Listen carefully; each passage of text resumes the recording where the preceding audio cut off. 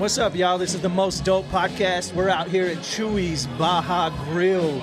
We got DJ Richie Rich out here bringing a mess of DJs to Bakersfield and to Chuy's.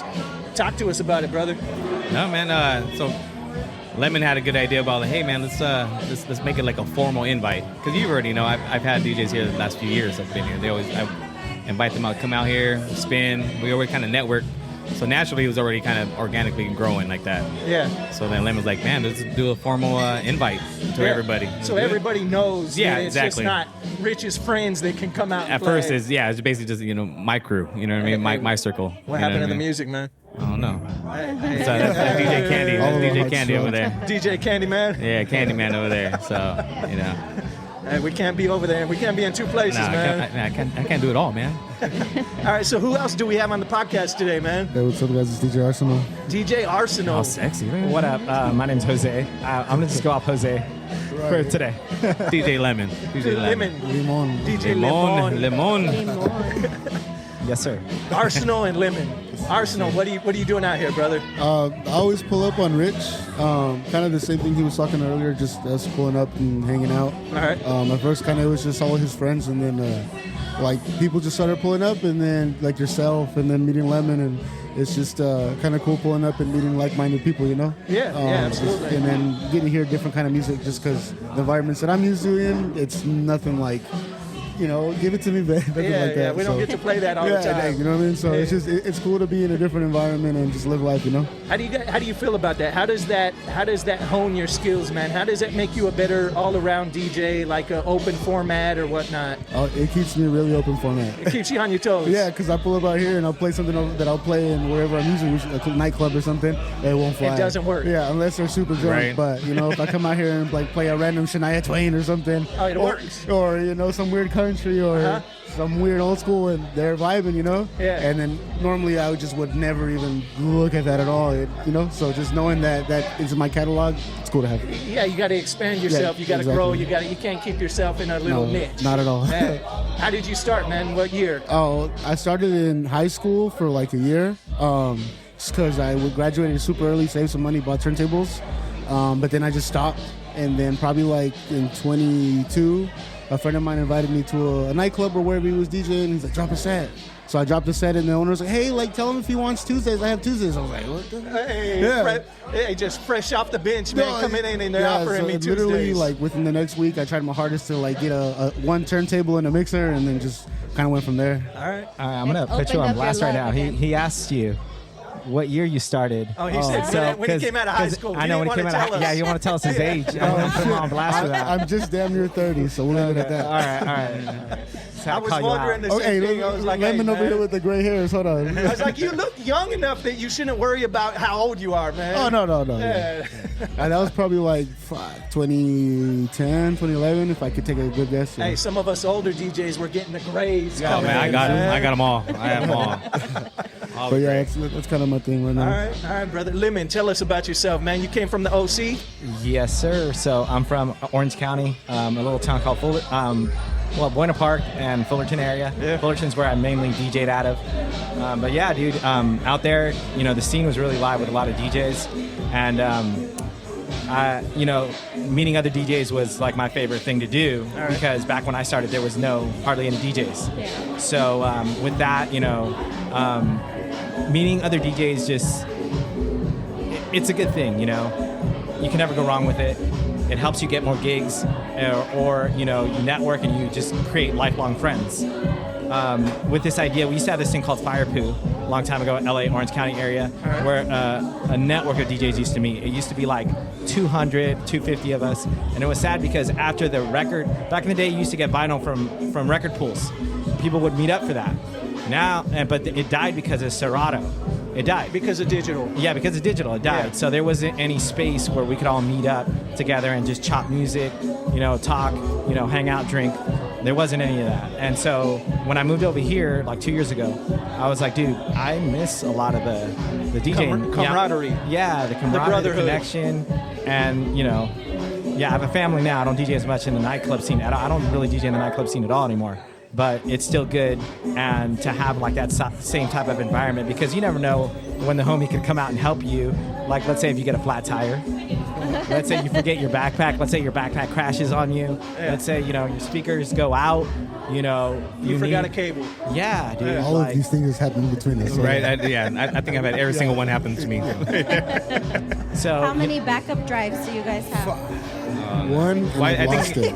You know, I give a couple copies to other DJs, right? Yeah. So there, it's always floating it's around. always there. You know what I mean? Yeah. So I got my main, and then I got the cloud. Yeah. So if the main gets stolen or melts or whatever, I just download it from the cloud again.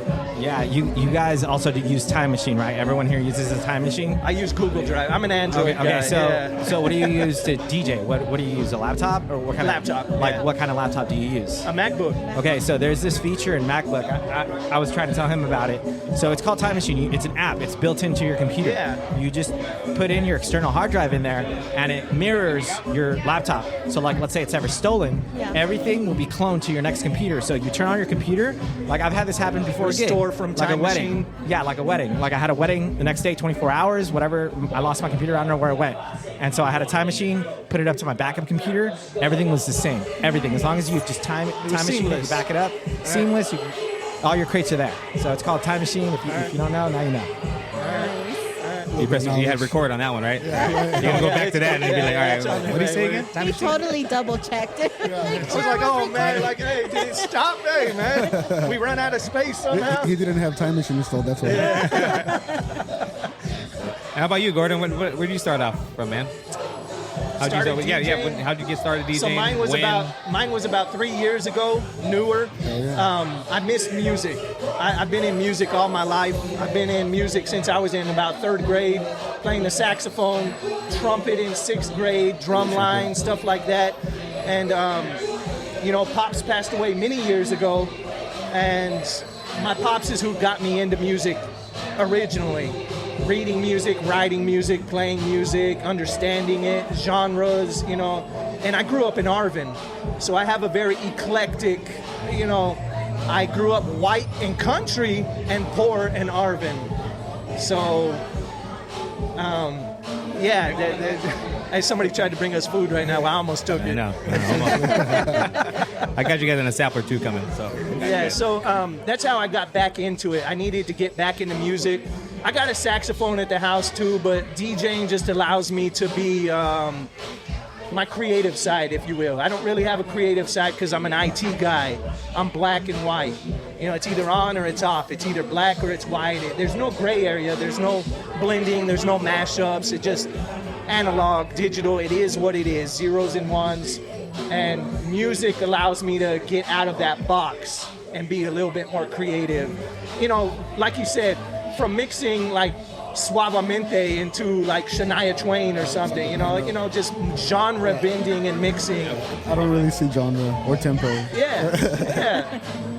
So you mentioned that there wasn't a lot of DJs at one point, Lemon.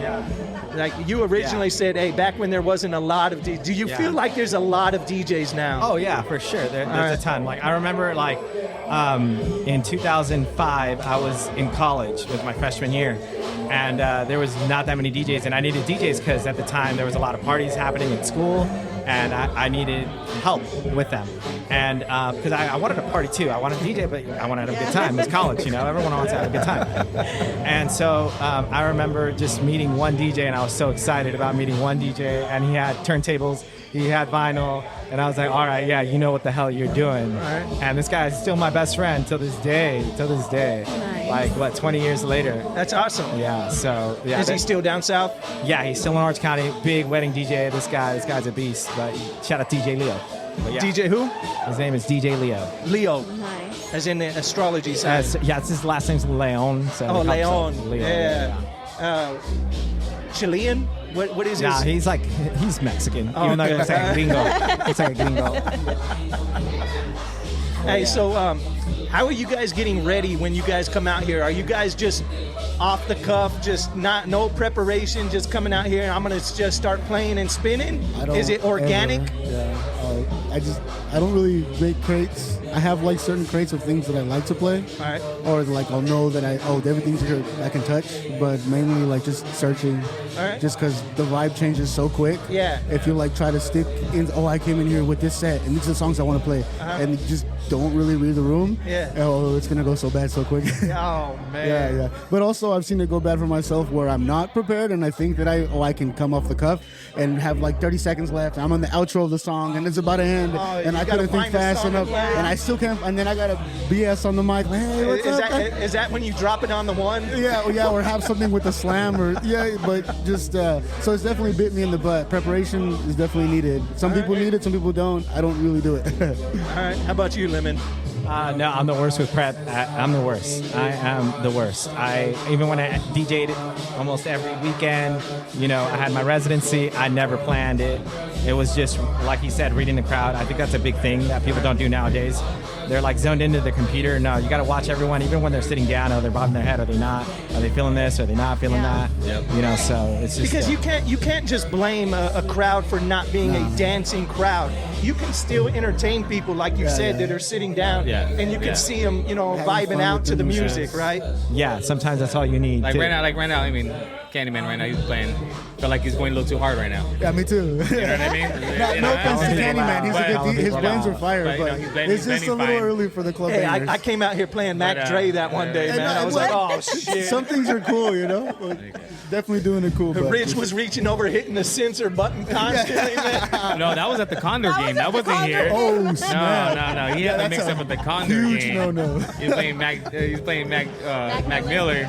And it was cool at first, and then he talked about weed and it got bad. Yeah. Like, hey, I'm gonna challenge everybody to play a Mac Miller song today. I had a radio set yesterday. I had one on there. Hey, there you go, I love brother. Mac Miller. Thank you, man. Yeah. Hey, are you doing the Precious? Yeah, his was yesterday. Yours was yesterday. Yeah. Mine's coming up in a couple months. I found a way to sneak him in there, so I did. A couple weeks. September. Week? I think it's next week. Shit, I don't know. I gotta look. Yeah. It was fun, Are you though. ready? No, I'm not ready. I lagged so bad. Yeah, that like the night before. I procrastinated on that Yeah, one like too. a motherfucker. How did you throw it together, man? I didn't. Okay, so I went on my search. I put intro clean, and I went by play count. Oh, you know how clean. There you go. And then I went off that. That sounds cool. That sounds Did cool. you sort by key and BPM? Yeah, 100%. See, Arsenal taught me that too. Yeah, So if you ever get stuck and have to play on like somebody else's computer, right? Yeah, that's he a taught cheat me the code. biggest thing. The cheat code is go into history and go to play count, and you'll then- find out the best or, like, songs on that find computer the crate that DJ in likes. their library that sounds cool. Go in it. If they don't have it, open up the play count and then go from bottom up. You'll find something fire. How are you guys responding to 4.0 Serato? Have you guys downloaded the beta? Have you I hate doing No, betas. it's only the beta. I got it on my backup. I had the STEM beta, and I don't really do weddings, but I did a wedding, and it crashed so bad. Yeah. So I don't really mess with betas until they come out. What's up? We got DJ Jules coming Jules over here. is here. Hey, what's up, Jules? It's funny. Hey, tell the people what's up. Jules? What's up, man? What's up, man? The funky Filipino. It's funny how you mentioned that because I just updated my Serato to like the 3 point whatever 2 it is. Yeah. And like that's exactly why I didn't update it or try any beta, because if you're doing like high paying gigs And like messes up. yeah, like weddings, corporate parties, like you don't want that stuff to crash on There's you. a good trick to installing Serato. You just rename the folder. Oh yeah, to get the double. I don't know about that you one. You can run double. I've tried that, Yeah. but that time I forgot. Yeah. So I'll just wait. Nah, it's like updating your operating system when it just comes out. It's too dangerous. I don't It's even too know what risky. operating You gotta wait system to I see have, what but It's on my setup at home, so Yeah. I don't really have to worry about anything if it crashes. But it's cool though. I mean, I did my research on it. I like the way you organize your crates now. You can it's search a lot them. different. You can put your favorites up on the top. I mean, that helped me out a lot with the condors, man, or just even just weddings. You can throw all your stuff up on I'm the top. super OCD with my music and my crates. Yeah. Like everything is in alphabetical, everything's in clean. And I posted it one day, so just to post to show people my library. Yeah. And a couple people mentioned it. It's like, holy shit, how did you get it all in alphabetical order? I was like, well, I had to drag them all. Yeah, one you at a drag them time. all up. Yeah. Blood, sweat, and Me, tears. mine looks like a messy room, bro. But it's my messy room, so I know where everything's I left my at. sock. 4.0 has the automatic sort Yeah. alphabetically Yeah, feature. that's- I'm like, oh, Yeah, man. life changing. You can use emojis on there. You could color code. It's pretty cool. You could search through them.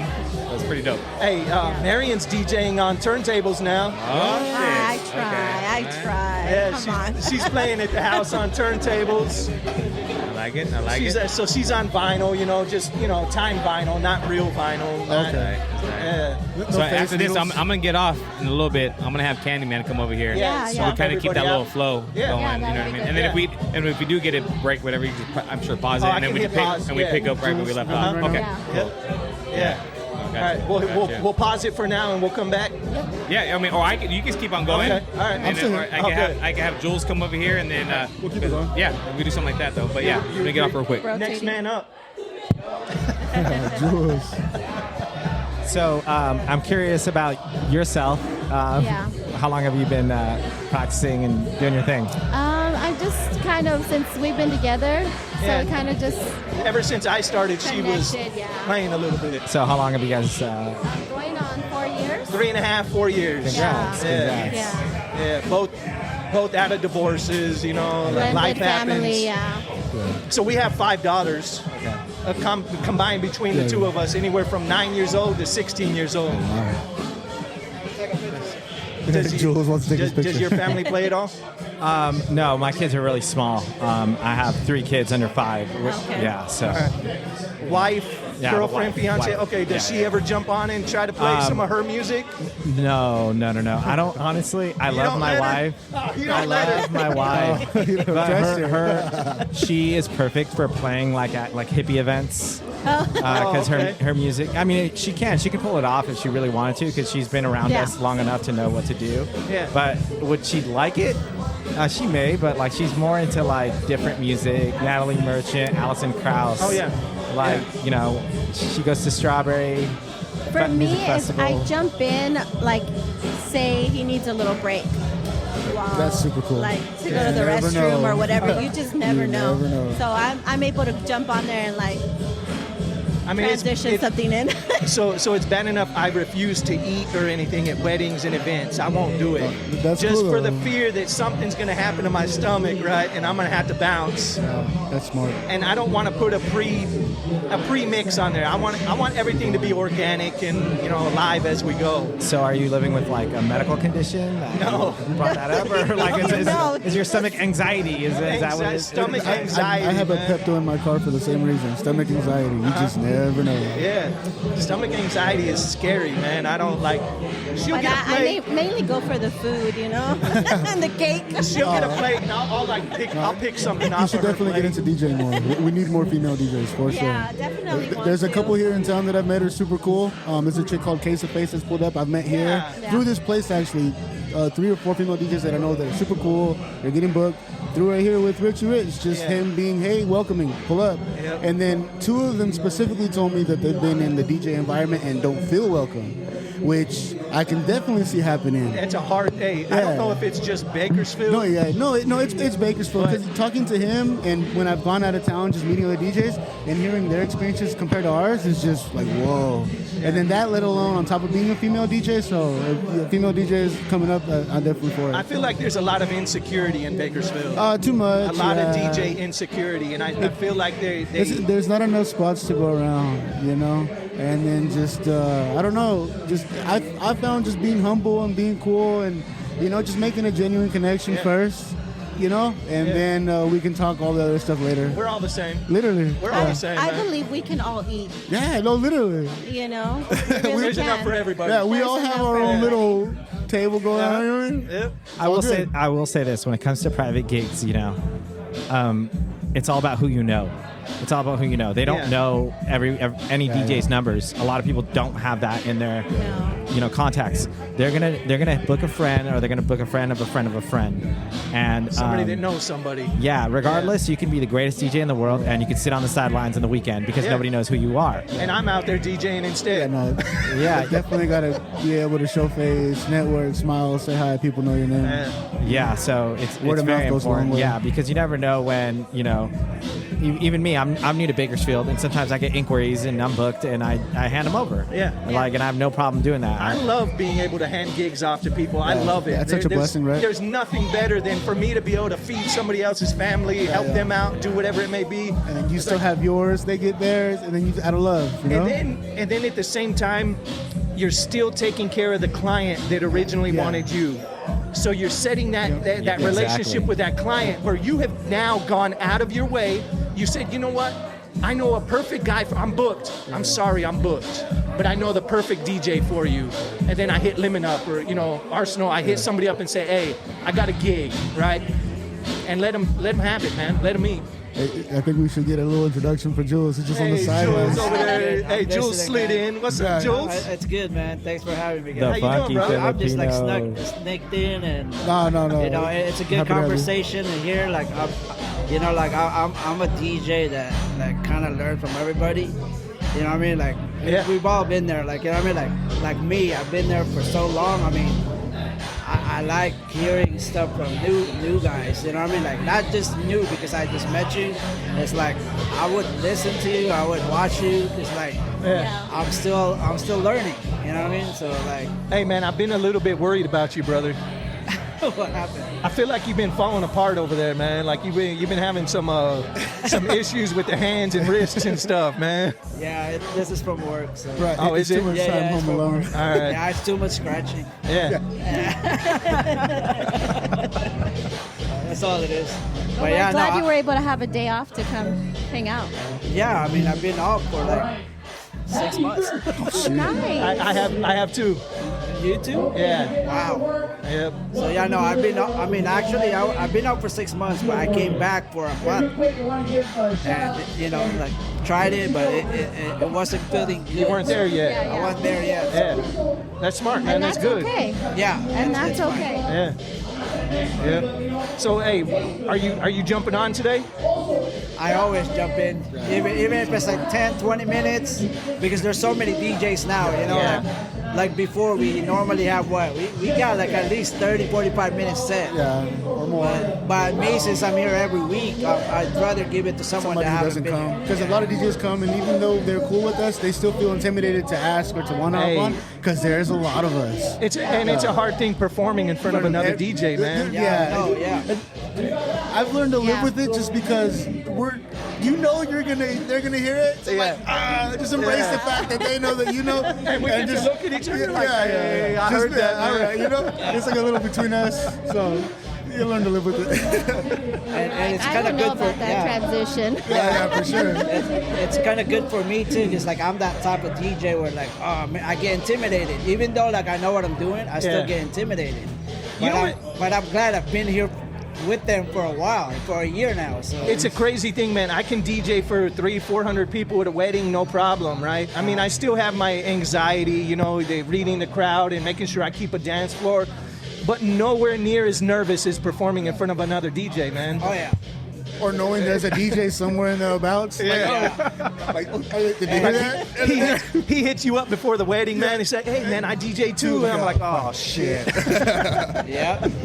Yeah, exactly. Just like when we had the homegrown mix, it's kind of like, man, I know there's other DJs gonna be listening to this mix. I played it super safe. So, but yeah, no, like we get critique, you know what I mean? Like, so you want to play it safe, but at the same time, you still want to drop a set. You know?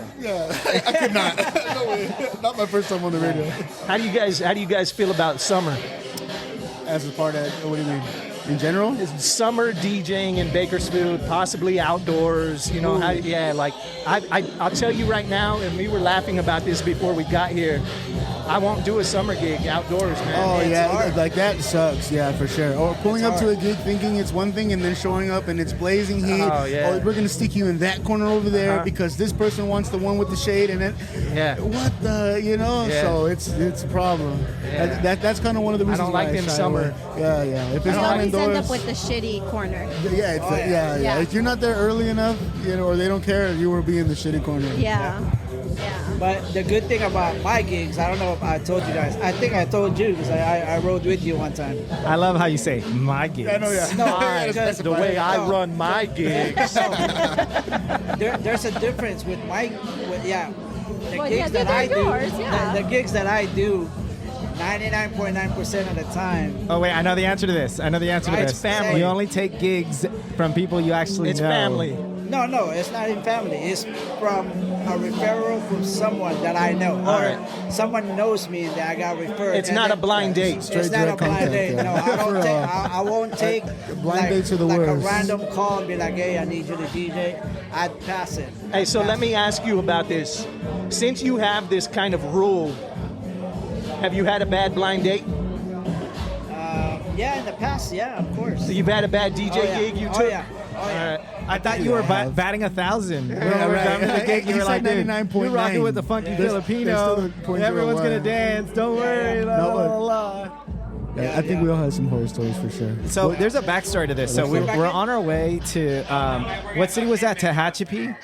We're on our way to Tehachapi for a wedding, and at a vineyard. And this What vineyard was it, Sand Canyon? it's like Dorner Family Vineyard. And this venue, it's nice, but it has a noise ordinance Oh, where yeah. you can't go past like 60 decibels. Yeah. And if you know what 60 decibels is, that's like one nothing. speaker Yeah. from a home computer. Uh-huh. Like that's about as loud as that can go. So I was nervous. I was like, yo, no one's gonna dance at this gig because the music is gonna be so soft. Yeah. Like, no one's gonna dance. And he was building me up. I don't know what he was doing, but it worked. He's like, yeah, you're rocking with the funky Filipino. I've never not had an empty dance floor. And I'm like, dude, I've done gigs where no matter what Sorry, you guys, play, I'm they're not tapping gonna out. You got dance. the next one in? But yeah, Candyman coming in. he definitely puffed his chest up, and yeah, he definitely stood by his word. Everyone danced the whole night, you know. And yeah, we rocked that party. Hey, we got DJ Candyman over here now. How you doing, brother? Hey, how's it going, man? How's y'all doing? Hey, how was that set? It was good. It was cool. I did a little bit of what I wanted to do. I had to go kind of off script, Off but script, you know yeah. that's just the way it goes when you're kind Why- of here with the okay, so- crowd and whatnot. So we've already talked about it, right? Yeah. Why do you feel that you had to go off script? I mean, you always have a plan, and then you come in, and that plan just doesn't, always pan out. So Yeah. sometimes, especially when you're DJing a different venue that you don't usually DJ, or you're coming in as a guest, it's like, okay, this is what I usually do. I usually got this set. I usually like to go this way. And then you just come in, and it just feels just a little different. And then you just got to kind of go with the flow. It's just, years of kind of knowing what works and what doesn't, and how people just kind of stare at you for a minute, and then you're like, okay, maybe this isn't the way to do it. So, you learn how to switch it up. So yeah, I mean, I kind of like doing the old school hip hop thing. I like doing the stuff that's from the 90s, kind of going that direction. I also like a little bit of the new, but you look at people and they're like, nah, they ain't really feeling it. So You're let's reading the crowd. yeah, let's get a little bit of this stuff on. Let's get a little bit of that stuff on. And That's exactly what we were talking about, man. Right. We've been talking about reading the crowd, man. Yeah, for and, sure. And Chuy's being a very diverse and a different crowd, if you will. Yes. Like Yeah. for me, I always associate Chuy's with like yacht rock or soft rock or stuff like that. Yeah. And then playing that country, Led Zeppelin, whoever, Yeah. and then trying to get into everything else like the Jack Harlow and for the different ages, for the different genres, for the different crowds. Yeah. Yeah, for sure. And I came from a club background originally, so when you do the club thing, you know who your crowd is every weekend. You know what they're gonna want to listen to. You know what they're gonna be hearing, and it's like, okay, I got what I'm gonna do. And you practice. You're like, all right, so what I'm gonna do. I'm gonna do my part. If I'm with a partner DJ, he does what he does, and it's kind of like what to expect. But moving to doing mostly strictly events. You got people that like cumbia music. You got people that like, country. You got people that like English. You got people that like all this new stuff. And then just recently doing Sweet 16s, you got people that like all this new crazy rap and people Sexy like Red and all kinds of shit, man. It's Like, oh man. And you just gotta be ready. You just roll with the punches. All you can do. That's the best you can do. So, I hate to snitch on myself, man, but I can't stand that new shit. I hate to snitch on myself. I hate to do it because, hey, we have to play the new stuff. Keen says in certain situations, and I feel like an old head by saying that. I feel like my grandfather or my father saying, "Why you listen to this shit?" Right? But now I'm in the same place where a lot of it I do feel is kind of shit, right? And there's certain artists that I'll jump onto and I'll enjoy. Like I enjoy Jack Harlow. I love J. Cole. So some of those guys I love, but little this and little that and baby this and baby that and this, I can't keep up with it, man. And it doesn't have a message for me. Couldn't have said it better myself, bro. Couldn't have said it great. I listened to I like listen to Rude Jude. I don't know if you ever listen to him or hear him. He says, "Why does everybody gotta have Lil in their name? Why everybody gotta be Lil? Lil this, Lil that? Why can't you just be regular? Why can't you be regular size? Whatever. Why can't we be Big G? Why can't we be big? Yeah, why can't the big ones? Yeah, that's funny that you say that. But yeah, I you know what's funnier too is that a lot of the time when you're doing a Sweet 16, you know that the person that's getting the Sweet 16 is just a spoiled little, you know. And they're getting everything they want. They're getting all the roses and the dress and all the presentations. So then a lot of times they come up and they're like, I want to hear this. I want to hear that. I want to hear it. I'm like, who the hell are you talking about? And I'm over there going through my library like, who is this? You know, jumping on Tidal, jumping on Spotify. I'm like, okay. And I see the way they're dressed on the cover. I'm like, oh my God. Yeah, we know what's going to happen. We're not good. This ain't going to be a good song. You know, speaking of that, primarily some of that new stuff, man, I have to have my Tidal account. And I have to have Tidal ready. Yeah. And look, I'm not going to say that I have every song in the world. Obviously, we don't. But Tidal is amazing, man. Right. You know, be able to log in and be able to get a song that's new to you, and you get to learn maybe a new song from somebody you had no idea existed, and it might be a banger. Yeah. And all of a sudden, that's in your arsenal, that's in your belt. Yeah, I've heard a couple of new songs, and I'm kind of like, yeah, this is actually pretty good, and I'll keep it in the pocket. Hope you two up with dinner and drinks. Hey, we got DJ Richie Rich over here just ordered us food. Let's go. We got the podcast. We got the most dope podcast about to eat real good. What a Chuy. great host. DJs. But Candyman, I want to know about you in a second. But before I get in there, I'm going to piggyback off of what you guys said. You know, we are essentially our parents now. We are complaining about the music that is coming out. And I'm a victim of that too. I complain about the new music, and it takes me a very, very long time to like the music currently. And I do a lot of proms in Orange County. Oh, man, yeah. So from there, I have to keep up with that stuff. I have to. I force myself to like the music. And it sucks because I don't like it initially. But the new music that I like sounds exactly like the vibes that I like from the early 2000s. But Candyman. What up? So where are you originally from, and how did you start? Because I met you last week, and you know that was the first time I ever met Candyman, the Candyman. Candyman, yeah. So, story about my name is Candyman. I go by Candy. Candelario is my name. My dad's name is Candelario. My dad, God rest his soul, he called me Candyman. That was my nickname. So, I started off I used to call myself DJ Trim, and that's how I started back. Wait, DJ what? DJ Trim, TRIMM. And it was a play off of Cuddy. A play off of Cuddy, off a trim. Right. You're going to get some trim? Right. So I had that name for a long time, and then I kind of stopped DJing for a while. I wasn't really doing it too much, and I was even contemplating selling my stuff. And then I got a wedding. One of my daughter's friends asked me to do a wedding, and it just sparked the interest, and it sparked the pocketbook a little bit. So did the wedding, just got the bug. The bug bit me again. I reinvented myself as DJ Candyman. So I'm originally from here. I'm born and raised in Bakersfield. So I've been here all my life. I started DJing about 25 years ago, and I have a musical background. So I started when I was a kid. I started playing piano and keyboard. So I'm a musician by trade. My dad played Spanish music. He did the club scene here in Bakersfield in the 80s. Like La Movida and before that. Oh, wow. Condor, okay. Montecito, golly, I can't even remember half of them. All the ones on Baker Street that you'd find your Nina in on Saturday night. You know, he did all those jams. And so he did a lot of that stuff, and so I just basically kind of took in his footsteps on music, and then played keyboards for a while. Also learned how to play drums, and then just I've always had a bug for DJing, and I knew DJ Slice when I was 13 years old. He got drunk at a ditching party that I went to one year, and he passed out on the couch, and I jumped on his tables and started messing with him. And this is back way before Serato, way before digital. So I got my start on vinyl. When I started DJing for the first time, I got myself a couple of little cheapy Staten turntables. They weren't even direct drive. They were the plastic ones with the rubber band. I got nothing but vinyl. And so I still have the vinyl, and I still mess with it from time to time. But I went to a party with one of my other DJ friends in Northridge. And that's when I first seen Serato. And I was blown away. I was like, what the hell is this? You know, this is all digital. So then I started investigating, what is this? What is this crazy scientific craziness that they got going on. So then at that point, it was off to the races. You know, I had, you know, a little bit of money put away, and I think I spent about, I don't know, $4,000 or $5,000 on new gear and a new laptop. Easy to do. Easy to do. Now, that might buy you a speaker. Oh yeah. Well, you're talking about vinyl. I was like tonight. I'm gonna propose to Richie Rich. Yeah, bring the turntables. I'm gonna bring a turntable and bring all vinyl set, man. Oh yeah. Hey, if you do that, I'll bring my vinyl too. So, I'll bring my I vinyl. want to. So I'll bring all vinyl because like I started like messing around with vinyl again. I was like, man, So this is gonna be my first all vinyl set at the concert. yeah. So we can do it next week, bro. We can do it next week.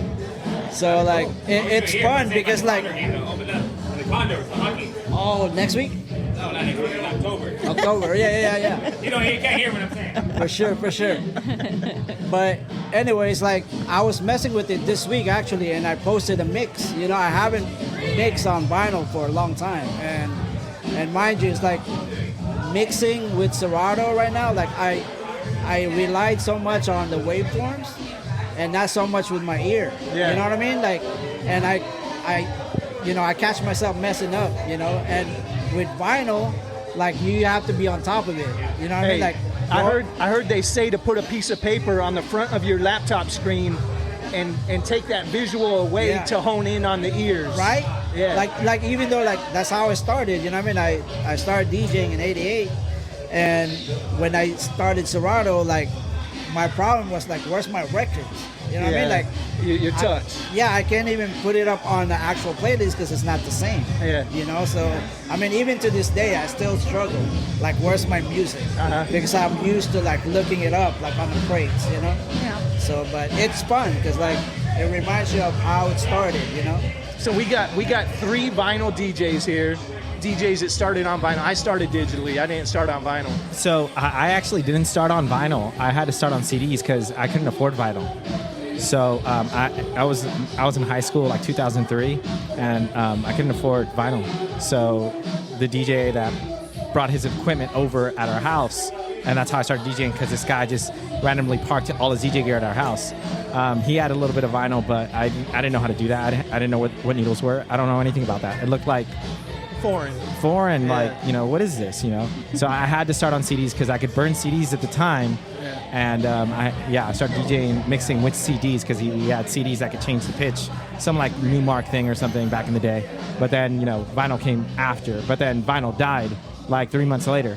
Yeah. Like literally for me. Yeah, no, like the good thing about the Serato too, when it started, I don't know, like when it started, like I started with the turntable also with Serato, and I'm glad I didn't. I mean, nothing against like CDJs or controller, but I can't grasp it, you know, like I'm used to just touching it, you know, like the feel of it.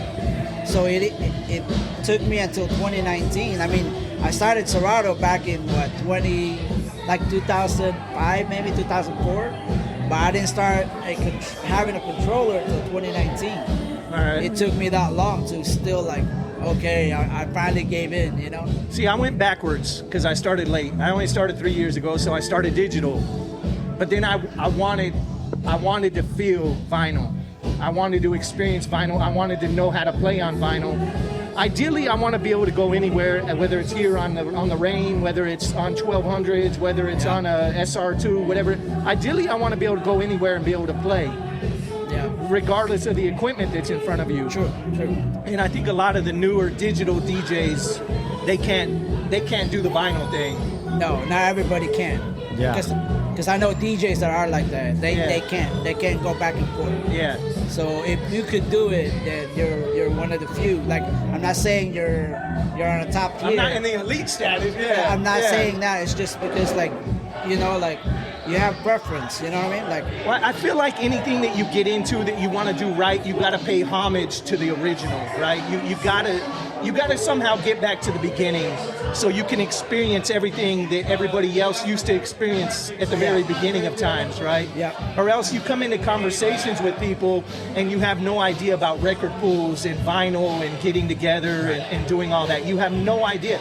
you have no idea about direct drive versus, you know, rubber band. Belt drive. Belt driven. Yeah, like Belt driven. That's how I started too. I started with belt. I said that because when I finally took the table up and I seen there was nothing but a rubber band holding the like, what the ladder hell to is the this? motor. I That's was what like, it's what in called, the though. heck is this Mickey Did Mouse they thing that I've been take using? this from my No, car? that's what it's called. And, Right. and back in the days, those are the cheaper one. You know what I mean? Like I couldn't afford a turntable Right. like a Techniques. I have a Techniques, but it's still a belt drive. You know? So Yeah. My Hercules T7 that I was telling this guy about weighs like 11 pounds. That thing is a belt drive, and it's like basically a Rain 1. It's a Rain 1 with moving platters. Only weighs 11 pounds. It's gnarly. I gotta say, one of the things that bummed me out when I was doing the club thing in here, Bakersfield, the last places that I was doing was Que Pasa. I did both Que Pasa at the mall and the marketplace. When I got out of it, and the reason I got out of it, because that was around the time that controllers started becoming the thing for DJs, and especially for people that were trying to be DJs. And to me, it's like if you buy something that doesn't cost too much, I don't have a problem with that. You know, I started off with We all cheap gotta start equipment. somewhere. Right. Yeah. But what was happening was you started getting what we refer to now as free Js. I don't know if that's what happens in Orange County, but what happened like here in Bakersfield is a lot of these youngsters would buy these $100, $200 little controllers. Start cutting. And they would just undercut DJs. Yeah. So like I was DJing with DJ Rec, we did Que Pasa, and then it would get slowly like just less and less. Like the promoter I was working with, he was just like, okay, will you do it for $100? It got down to that, and I was like, nah, I'm not doing it for $100. You know, because I did Serato, but I took my techniques, my big old heavy techniques out in their, you know, my flight cases, and I would set up. I would put my needles on and my Shure M44.7s on there, and I would still use my needles, and that's how I DJed. I didn't do controller. I didn't do any of that. And, you know, it was like, I didn't knock any of the DJs that were like, oh, I use a controller, I use this. Like, oh, cool, that's what you do. But what kind of was what bummed me out and what got me not completely, but mostly out of the club scene here was people would do it for $100 in drinks. Yeah. Sometimes they would just do it like, oh, just put my name on the flyer, you know, and it's like you wanted to be more known and more famous than have a heart. And that's true with rappers nowadays. Look at how many rappers, they just want to find the next viral song. They don't want to go do all the work like when you had to shop a deal. You had to shop your record around to get people to want to listen to it or buy it. You know, like NWA started out, they dealt their record from a trunk just to get people to hear their stuff. Now, a couple of, you know, $20 mics and a SoundCloud account and a TikTok video. Man, you could be world famous in a couple of days, you know, and just a clever little hook. So, but you know what? Shout out though to all the new DJs, especially like recently, like last week. I don't know if you guys followed the DMC. Yeah, the DMC. competition. Yeah. So RC3? Yeah, Dude, RC3. that guy's a freaking dude. Shout out to DJ Islo. He's only been a DJ since 2023, and it's been in a competition. He's up DMC there. 2 years in a row. Wow. Check that out. You know what I mean? Like, Yeah. But that also, a lot of old heads won't like this, but that also says that years of experience isn't always everything. Yeah, if somebody's talented, they're True. talented. I mean, True. But when it gets to that level, you have to work so hard to be that good at scratching. He's with the right people. Yeah. His circle was the right beat junkies. You know what I mean? Like, I bet. Yeah. So like you can't go wrong with that. You know, that's number one right there. So. And you have to have the time and. Oh yeah. I mean, when you're desire. that young, I mean, everything that you, everything that you learn, like you want to try it right away. Yeah. You know what I mean? Like. Lemon, I was going to ask you, man, you mentioned a lot of proms and things like that, you know, and the newer music that you're playing because of it. What's the struggle? What's the balance with music nowadays is more explicit than ever? Yeah. I mean, you know, drop your coochie to the floor, do this and do that, you know, all of that shit, right? That doesn't fly at proms, man. Everything has to be clean. So it seems like a struggle to be able to take today's music and strip out all of the raunchy and explicit content and still have a song to play. You bring up a very strong point, and like a year ago, the biggest song in the world for the youth was Carnival by Kanye West. Yeah. You guys know the words to that, right? You ride your like a carnival. So to play that at a school, how much pressure is that when the kids want it? The principals don't. Exactly. But you know if you play that song, it's going to take off like a This Is How We Do It or a Suavemente. Yeah. And these kids will mosh to it. And I play it. I play it, but I make sure that there's clean versions and there's super duper clean versions, and then there's an extended clean version that you can do with stems, where whatever song part you don't like, you can just Stem out the vocals, and you're good to go. Yeah. So yeah, there's a lot of songs like that are out there because they like a lot of the Travis Scott stuff, and you know the little gutter trap songs, you know. Yeah. Yep. So it's all about getting the clean versions and okaying it with. I don't even know. I'm the wrong person to ask because my friend will be like, I'll never play Carnival at a prom, and I'll be like, dude, I'm tiptoeing that line because then the kids will think I'm a badass. You're a bad DJ. It's one or the other. Yeah. You're a shitty DJ and you play shitty music. Yeah. Or you're a great DJ and you make it work and you make it happen. But the principals are going to be upset and they won't book you again, and that goes bad with the people who booked you to begin with. Like that's the rock and a event hard company. place that I'm talking about. The rock and a hard place of keeping the gig, coming back, but also making those kids happy with their trap music. Yeah. Here's the next part, man. My memory is terrible. How do you memorize where that you need to censor that or stem it out? Or how do you memorize all these shitty lyrics, man? You just gotta know music, man. You just gotta know music. And if you have the clean version, you pray that the clean version that you have It's truly clean. is truly clean. And on some Got parts, a lot like I of said, backspins on all them songs. Well, I forget, what was the shortcut for backspins? Was it like the space bar or something? I remember yeah. like something you had to do. I was like, I didn't even know there was a shortcut, man. Oh, You yeah. made Yeah, that or there's a what? shortcut. Yeah. I know, You right? admitted Me that? too. I don't even know about Like shortcuts. command space bar or something. Oh yeah, there was a ton of Yeah. shortcuts before like these new controllers got all these the buttons that do all that All for the you now. censoring. I remember they used to Yeah. sell the keyboard. You remember the Yeah, I know keyboard that. Oh yeah. The Yeah. sheet, the little The cheat sheet. sheet they had. Yep. back in the day? I was like, what is that? Oh, the one that lines the keyboard Right. itself. It lays over. Yeah, it it. lays over it. Yeah, and it's it all has to the be like a yellow, Serato. Got all your little cheats on it. But Yeah. you can still do it like on your Serato. You have the question mark. Yeah. Just hit that and then boom. But Yeah. I'm lazy. I like everything that I can control on my own. You know what I mean? Absolutely. Like, so- I gotta Yeah. say, it's tough doing those types of gigs. I'll pass on a prom if I could. If I can't afford to pass on it, I'll pass on it because I do. Sometimes I do like the events for like I just did like an event for a dental company here in town, and they had a ton of kids, and like you couldn't even play. I don't know. I forget what song I accidentally put on. It was like a Cardi B song, but it was a clean version. But it was the subject matter was there. You knew what they were talking about. You knew what she was referring to, even though they didn't say the actual word. That they actually came up and said, "Hey, can you please change that? Because she's still talking about it. Even though she ain't saying the actual word, you can still kind of like, oh shoot, let me do that." So Yeah, and what, it's the super- innuendo. yeah. So it's like, I'm like, shoot, yeah, I better. I just didn't think about it, but it's just tough because going back to what I said earlier, like you kind of have your game plan out of how you want to mix everything and all the songs. It's like well, I can't play this song over there after all. I can't play that song over there after all. I guess I got to play Baby Shark and Coco man. Melon the whole time, and it's like it bums you out. I mean, yeah, we DJs, we have to, we do cater to our clients. We do cater to the people who are paying us. But there is a sense of enjoyment that you have to get from it. Yeah. You can't be just like, okay, I'm gonna go and do a bunch of gigs that I gotta just be super clean, can't play anything I don't like, Yeah. gotta play all these All kinds of Baby rules and Shark effects. songs and all this Yeah. stuff, and it's like, okay, this becomes like, all right, this is more of a job than anything. You're not- You gotta enjoy it. You're not going to play WAP at a 5-year-old birthday or what? Heck no, I might play No Fun. Hey, so I think everybody, I've talked to Jules before. Jules has been on the podcast, just talking to you guys. Everybody has mentioned to some extent about taking a break.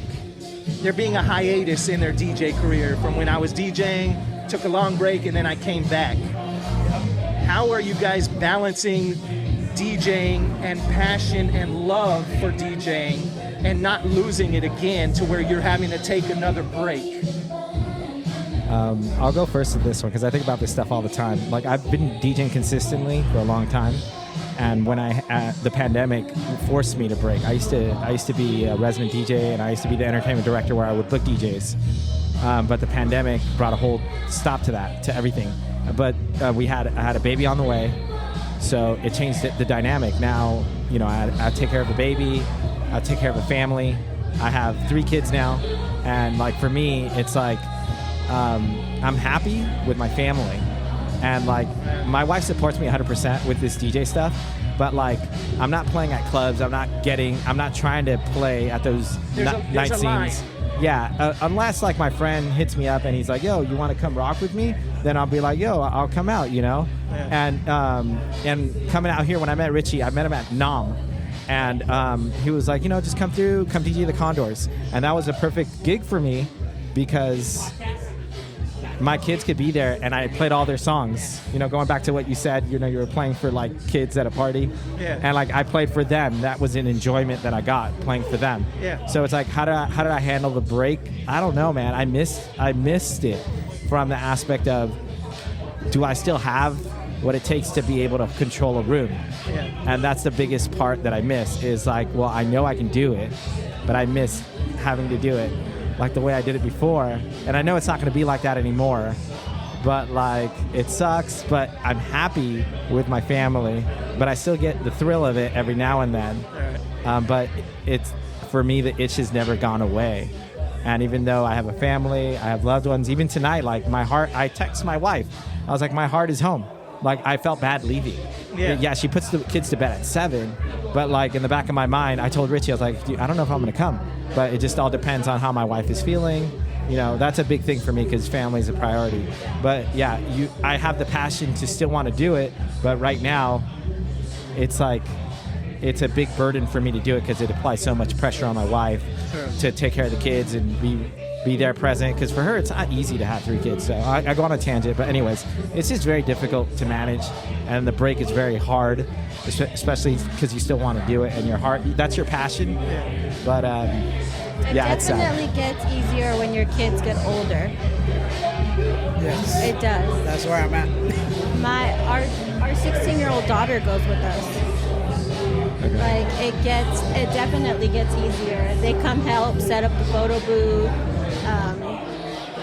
set up the DJ. Like we don't have to tell her what to do. She knows what she needs to do. She knows how to hook up XLRs and everything, man. It's nice. That's cool. Our 12-year-olds will be like, no, we don't want to go. We're too lazy to go today. we also pay them though. It's like they're working, but we're paying them. So they can learn the value of work and getting paid. And learn that exchange and everything. Okay, hey, we're gonna take a break real quick. We're gonna eat and we'll be back, y'all. All right, y'all, we are back. We are live. Who do we have at the table tonight? We got John Cota, JC All Sound Music. What up, B? How you doing, man, Marion?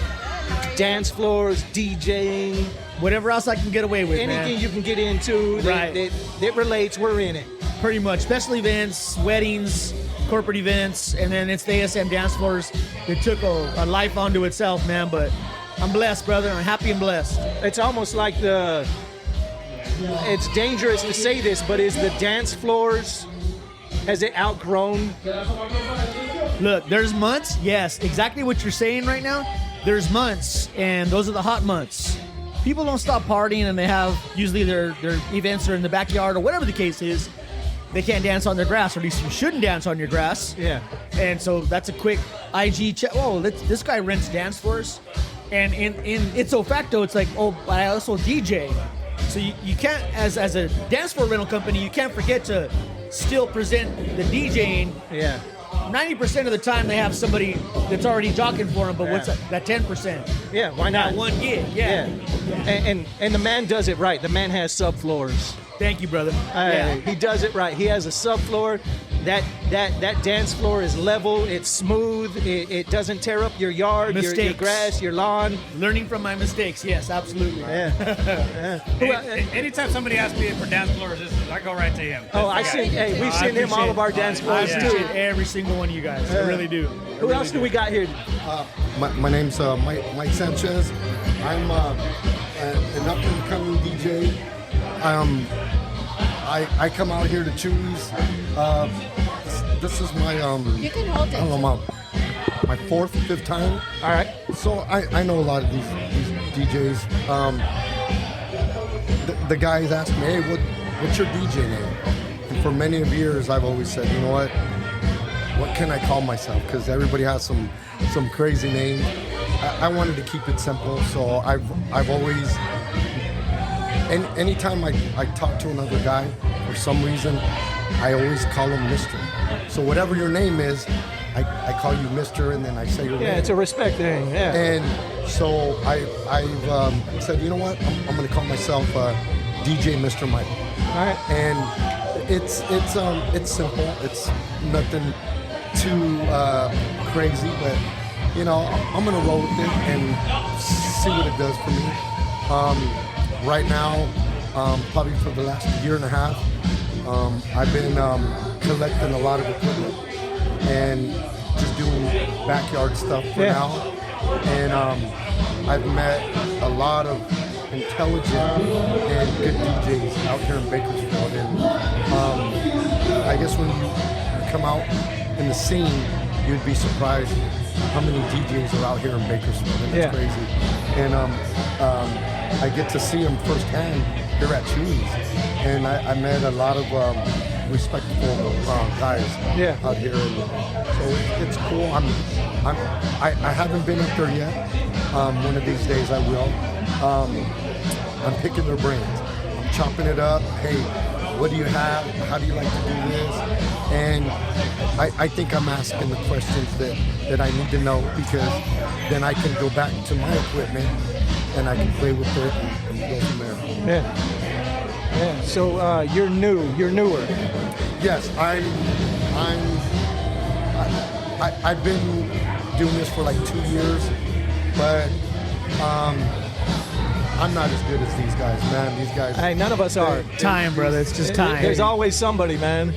I hear these guys play and they rock. They rock. So I respect all these guys, and you know, one day I hope I can be as good as them. Yeah, absolutely, absolutely, man. I think after 20 years, 20 plus years, even if you think you're always gonna find somebody better than you. Yeah. You're always gonna see, oh, that guy's good. I like what he does. He's doing some good stuff. So. And here's the thing, man. If not, iron sharpens iron. Amen. Right. You have to play against the best. You have to DJ with the best. Right. You have to. It's not comfortable. It's not comfortable to have an intro to DJing skill set, and then you've got these other cats out here that are scratching and doing all the techniques and everything else that they got going on. That's crazy. And it's a beautiful art form, right? It is. But it is about surrounding yourself with good people, which I'm glad you found good people already. I did. Because some Bakersfield DJs, they're alone almost, right? And or they're shunned by some of the other DJs in the community, right? They're like, just here's another DJ. You don't get no love. You don't get no respect. But out here, you have no egos. Well, at least I don't think you have any egos. I've heard some crazy stories, but you know what? Just I guess once you meet these people in person, you know who the real ones are. Yeah. That's how I see them. I try to keep all the politics with all that. Oh, there's a lot of it, man. Stay away from it. And it's crazy because you wouldn't think it is, but you know what? I think why I respect the DJs more is when they don't bash the other person. Yeah. What they do, oh, you do this and that, and being out here at Chuy's, I haven't seen it, and I respect these guys. Yeah. And that's good. You know, and I'm gonna continue asking questions, and you know, just one day, maybe that button or that switch might do it for me. And you know what? I'll tell you what we talked about this shortly before you got here, man. And I was telling them about it's not a fear, but the nervousness that comes behind DJing in front of other DJs. Oh. Like for me, I can get in front of a wedding party of 300-400. I can get on the mic. I can do what I'm supposed to do. I can guide the wedding. I can do everything. And while it is still a little nerve-wracking, you don't want to mess up. It's somebody's special day, whatever it may be. It's nothing compared to the pressure that I feel DJing in front of goddamn Rich or JC or anybody else, man. I don't like it. I never thought about that, because the times that I came up here, I've had other DJs tell me, hey, you gonna get up there? And I mean, it's I want to, but to be honest with you, I'm nervous, because just like what you just said, you're going up, you're going up against other DJs that I've seen that, man, they know how to work it. Let's see, here it's a judgment-free zone, if you will. Like, everybody here is just honing their skills. Right. That's Rich's whole idea about having everybody come out to Chuy's, is it so they can keep the DJing and the performances in front of people. Maybe when we're slow during the summer or whenever else, right? We're still able to get out in front of everybody. We're still able to DJ in front of everybody. We're able to keep those skills as sharp as we can and or grow them. You know, and the intangibles like reading a crowd, reading a Chuy's crowd. We talked about that too. Chuy's is pretty eclectic, right? You can go anywhere from soft rock to yacht rock to hip hop you can go all over the place with Chuy's. Right. You got everybody there from, I used to say, from the diapers to the depends. Yeah. Pretty much what you have in front of Chuy's. Yeah. And that's Mexican, you have Samoans, you have Filipinos, you have white guys, you have black guys. It don't matter. And music, in the end, music is music. You know good music, you know how to throw down, you learn how to blend, you pay attention to the crowd. Like Gordon said, you get that, the DJ superpower, being able to read the crowd. And man, it's lights out. And I'll tell you what, the adrenaline is unlike anything I've ever tried. I've never had a high like getting a dance floor and just having that dance floor go on every whim, every cut. They start singing the songs. The educated crowds they're the hardest, but they're the best. Yeah. Because they keep you sharp, they keep you accountable. Because if you mess up, they're gonna let you know. What's up, G? Yeah. On top of that, the educated crowds, they're the sing-along crowds. Candy, you know what's up with that, man. There's nothing better, bro, when you have that awesome crowd that's just rocking the floor. And there ain't enough dance floor because everybody's hitting it. Yeah, it's beautiful. Yeah, and I'm piggyback off of what my man said right here about, like, I think, and this is not to insult anybody's generation, so if you're thinking this way, don't take me the wrong way. But I think that our generation here, like, myself, John, Richard, all these guys, Raleigh, we started at a time when everybody was kind of like very, very like, we didn't care, like, if this guy was new, hey, can I get behind you and check you out? Yeah, absolutely. I remember my first experience with the DJ community here in Bakersfield was when, I don't know if you guys remember Club Azul used to be downtown. Yeah. I met a dude named DJ Ironies, Ronnie. And I asked him, I said, hey, can I just get behind you and watch what you're doing? He said, come back, man, come on. And I was right behind him, and I was just watching him. And this is when I was real green and didn't know nothing. And it was just like, I'm not better than anybody. Hey, but that's some pretty priceless experience. Right, and you'll always remember that. Wow. You always remember, like, everybody who's like, nobody here thinks they're better than anybody. And I might have years experience on him, but this guy over here's got years experience on me, and we're all on the same plane. And we're all throwing each other gigs, throwing each other business.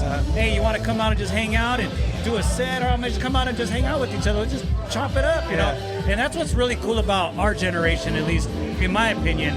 I think that maybe it gets lost in translation if you're just trying to do it because I just want, like I said earlier, I just want some beers, or I just want $100, put me on the flyer, and I'll do it for free. I think that we kind of still have that class and that, how do you say, like, we really kind of respect not only the craft, but we respect each other. We value it. We value everything that we've all kind of went through, and we all lift each other up whenever we need something, or for whatever reason, and that's what I like about this generation, for sure. It hasn't always been like that. I'll tell you what, because I started DJing in about '85, so I'm older than you cats, Raleigh and Jules in the Bay Area. But Arsenal yesterday, he was on Precious for the hometown DJ throwdown that they're doing, Drewski, and I mean, it's just awesome. That kid's been doing it for like less than 5 years. Wow. And his skill set is like crazy. Is he from Bakersfield? He's the guy in the white hat. He's a resident DJ at IMEPA too, but I just bring him up also. The cat that's on right now, he's been DJing for less than 5 years. So you'll see cats that just get it. Yeah. And it's a combination of love and probably a lot of good music played around the house when they were kids and whatnot. and they just get it. And the technology and everything that is at the fingertips, from the YouTube tutorials and everything else in between. This is how you use this Serato feature. This is how you do this. This is how you do that. Everything's dissected and broken down. It's like, as an older jock, instead of hating on the younger generation, my responsibility is to keep that generation right here, man. And then eventually I'm just going to see them like, damn, okay. And ain't nothing wrong. It's like all of us are parents, right? You want your son or daughters, you want them to have a better career, a better job, more money, a better house, better cars, more stability. And it's the same basic thing when you're in love with the business, like a lot of us are here. We want to see those kids, we want to see them take it to the next level. For sure. That's how I feel. For sure. As a newbie, by picking these guys' brains, I make sure that I ask right questions, because anything and everything that I know, I learned on my own. I haven't had nobody say, no, do it this way, do it that way. So it's just like what you said. DJing in front of somebody else, and let's say the way I talk myself, another DJ, I'm thinking in my head, man, why is he doing it that way? So I have that mindset, but again, I respect these DJs that can sit there and they give me pointers, and that's what I'm out here for. I feel I can be a fast learner. Right now, a lot of what I've learned as a newbie is watching YouTube, and there's so many different videos. There's so many different ways. What I try to do is just put it together on the equipment that I have, and it'll be easy for me, because how I know that if I played good is at a gig, if one person can come up to me and say, you know what, hey, that's priceless, man. Especially as a younger jock, absolutely. And I had that one time at a birthday party, and it got me another gig, and then it got me another gig after that, and like all that does, it influences me to get out there even more. So I have to push myself. You said that you have to kind of get there and kind of challenge yourself. Yeah. I like challenge, but I don't feel I'm ready to get right by these guys. Like, you hit it right on the money, and I'm picking their brains. I'm looking what they're doing. And, the cool thing about the mess of DJs, the cool thing about Chuy's, the cool thing about this little brotherhood, if you will, is like we've all talked about. There's somebody that's been doing it longer. There's somebody that's been doing it maybe better, right? And they have all heard, or they've all made the mistakes that they're hearing us make when we go up there, right? They'll hear something and they'll hear, hey, you didn't bring it in on the one, or you juggled a little bit, or echo out at a half beat instead of a full beat, or whatever it may be in the future, right? It's because we've all made those mistakes already, and somebody's educated us, or we've learned, or we've been taught to do it a different way. And all of that information trickles downhill. It trickles downhill, and it eventually gets to you, especially when you're exposed to a big group of DJs. Oh, right. Like when you're at your house by yourself,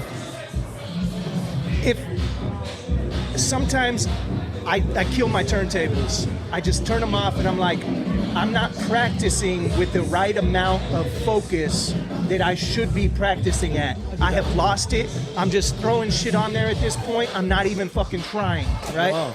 So when I practice, I make sure that I'm very focused for that 1 hour or whatever it may be, and I'm analyzing everything that I'm doing, and the tempo, the key, the BPM, the genres, everything else, and seeing how it fits and seeing how it works and feeling it and knowing to make those adjustments, because when you're alone at home, nobody's there to critique you. Right. Nobody's there to say, hey, it sounded pretty good, but I would have threw a reverb and pull my mids and highs out or whatever it may be. And that's the cool thing is that we have, most of us have a way to record ourselves.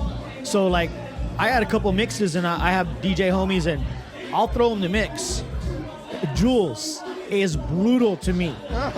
He don't play with me. He's like, oh, that's pretty good, brother, but you should have done this. With the accent all right, and everything, bro. man. I'm married to a Filipino, right, Candy? We can do that, right? Yeah. So that's the whole thing is that you can't be afraid to, and maybe not afraid, but you can't be too gun shy. Right. Because you're not growing at that point. You're not growing because you're not allowing yourself to grow. So if you slid me a mix and you said, because you got to open the door. Right. Hey, Gordy, listen to this, G. Yeah. Tell me what's up. You got to be prepared pull the to covers receive back, it. bro, Yeah. and go ahead and show all the ta-dun-ta-duns. Let me know what's up. You know, make some. If you may have time, make some notes and shoot them to me, bro. Yeah. I don't want anybody to be soft on me with this one. No.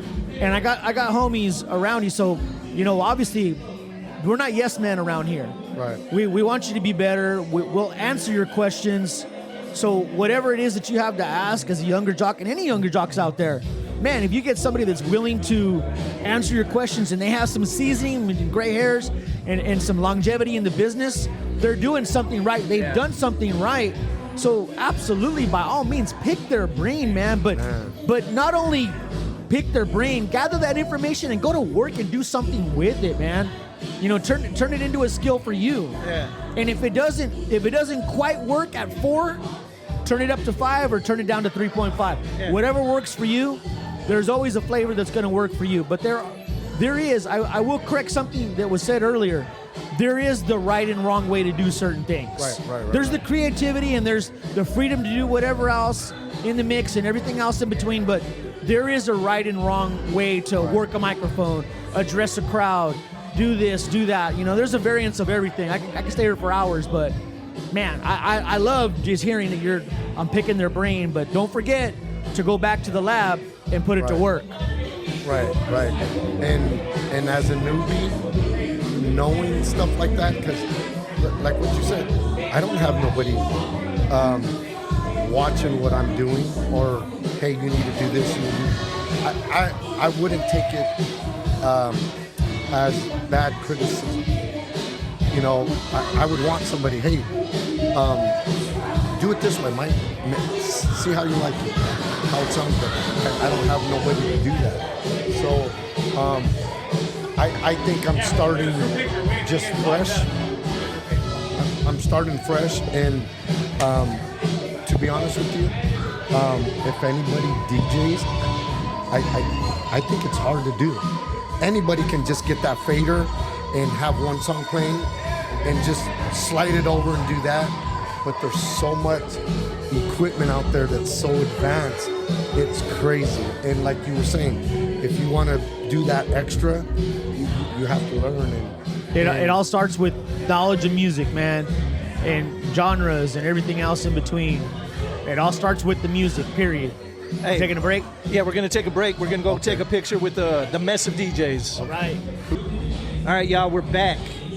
And we're gonna get into a little bit of food. Since we're here at Chuy's, we're gonna get into a little bit of food, and we're gonna start rating some tamales. And I'm not saying brand wise, I'm not saying location wise, I'm saying rojo, verde, rojo, queso. Yeah, queso puerco. I like the chicken. They even do chicken. How about the dessert tamales? I don't like dessert tamales. Yeah, I'm not a big fan of that. My mom's always made cheese and jalapenos. Oh man, you ever had cheese, jalapenos, and beans? No, I haven't. Ooh. I haven't. That's some weight gaining. That's some weight gaining music right there, bro. Oh yeah. So which one's yours, man? Are you talking about like my best tamale? Or Yeah. Like just, for me, it's always pork. Always pork. Because it's OG pork. Pork is it's always been the OG for That's me. what a tamale is. My grandma used to make like mountains of them for Easter, 4th of July, Christmas, Thanksgiving. We just go over there. Tuesday, Wednesday. Yeah, pretty much, bro. It's like, okay, here you go. Like she'd have them all in her foil packs. All right, you grab yours, and there. You know, we always got pork. So that was my go-to. My wife, she doesn't like pork. She doesn't like beef. She only likes chicken. And she's Filipino. She's Filipino, and she doesn't eat pork. Don't tell Jules that. It's always been kind of weird. Maybe it burnt out on her from childhood. Might have until, been. Like she's done with it. We don't eat pork in my house either. So funny thing is though, she likes they put fruit in a lot of stuff. So like they'll do don't tell me raisins, man. No, not raisins. Goodness. Well, no. They might have. My mom does that, and she'll give us bags of tamales. I'd flick them at her. That's the sweet tamale. It has raisins. Yes. She'll put some pineapple in it as well. Yep. I just give me the straight cheese. The straight OG. Yeah. But let me ask you a question though. Everything else is done, but the sweet tamales are there, and you're hungry. You're gonna eat them.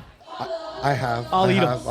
If I'm hungry, I'm gonna eat them. I'm not gonna eat them. You're not gonna eat them, P? That's how much I don't. Gordy like B them. is not gonna crack.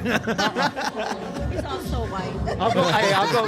Hey, if I run out of he's some married tamales, to you, so he's got a little tan now. Hey, I'm more Mexican than this Right? girl is, man. Hey, wait. When I do a wedding, His spice level. I'll do a wedding and say the guy's name is Jeff Wilson.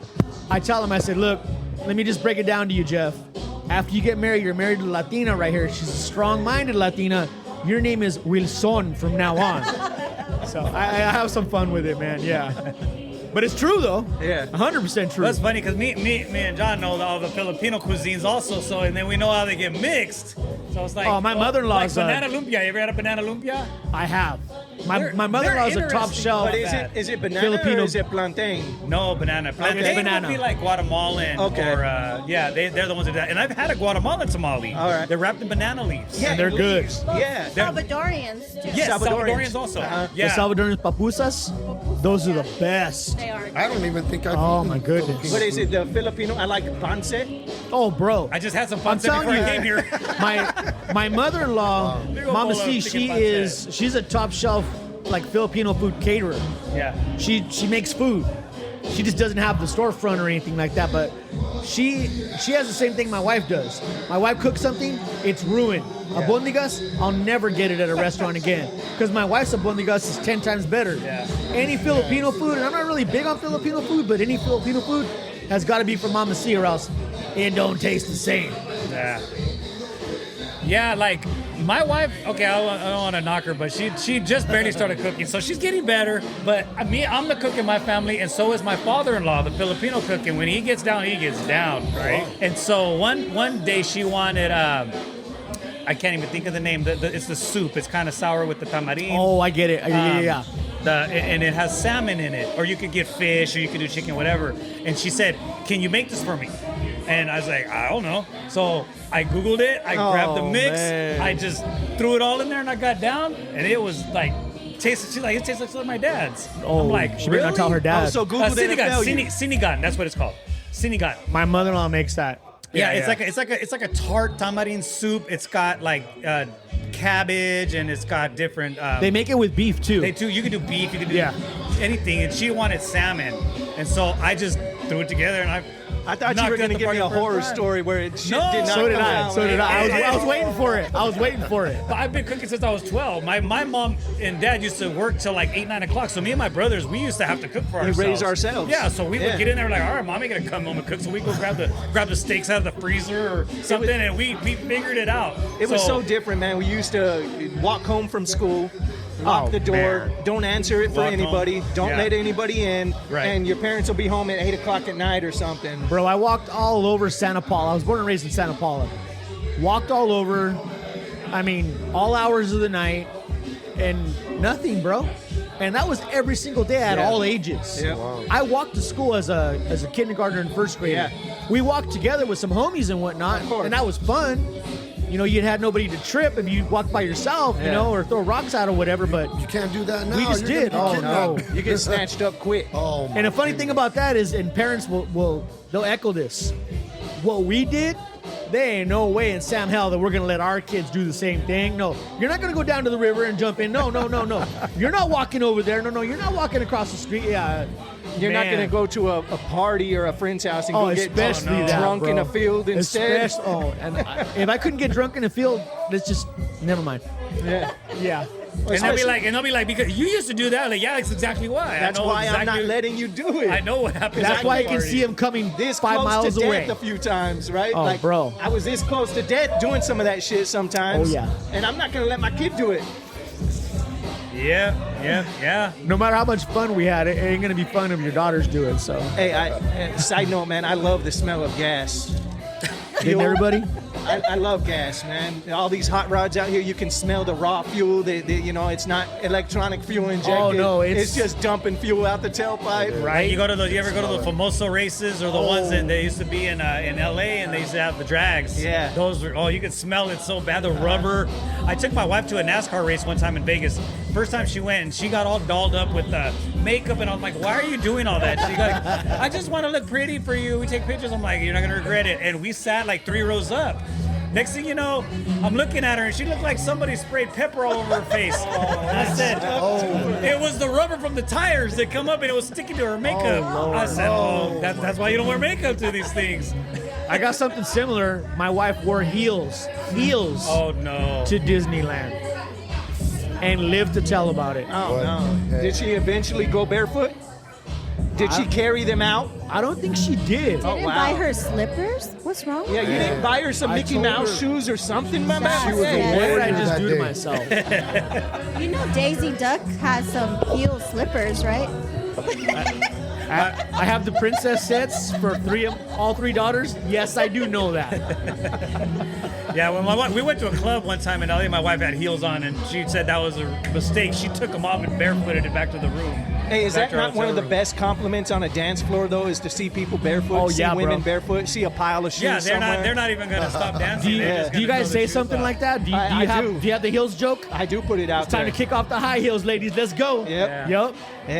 If you don't steal it and spin it, make it your own. It works. That's one of those silent compliments. It's a silent compliment. That's one of those. Yeah. Just a nod to the DJ. That too. Yes. Yes, man. Or when they're gonna go ready to sit back down, and then you put the next song on, and they turn around. That's a huge compliment too. That's good. And I always try to lock eyes with them because I want to laugh with them. Yeah. Or I want to wink, or I want to I want some reaction, and it just all it does is it fills the gas tank up. I've been pretty lucky, man, that sometimes I'll get somebody that comes up and requests something. They request a song that they want to hear, whatnot, and I already have it queued up. It's going to be the next song I'm about to play. That is the best. Wow. And people have that intuition where they kind of know where a song fits in with another song, even though they're not a DJ. Right. Have you done that? Yep. It's next. Yeah. You're gonna play it. It's next. It's next. It's next up. But they don't know the program or anything, so it's like, they might have thought you just looked at it. It's like, no, I was actually gonna play that next. Oh, it's already on the deck. It's already on deck A. I'm ready to transition to it. Right. It's not in my prepare crate. It's nowhere. It's already on deck A, man. It's already there. I'm beat, man. I'm gonna throw it. In fact, you better hit the floor right now. I'm gonna go. Yeah. That's a big compliment right there. Yeah, I had a dude, a youngster at a party, or not a party, a Sweet 16 that I did, and he was getting ready to come up and ask me to do something, and then I just kind of gave him that, just a minute, because I was right in the middle of the mix.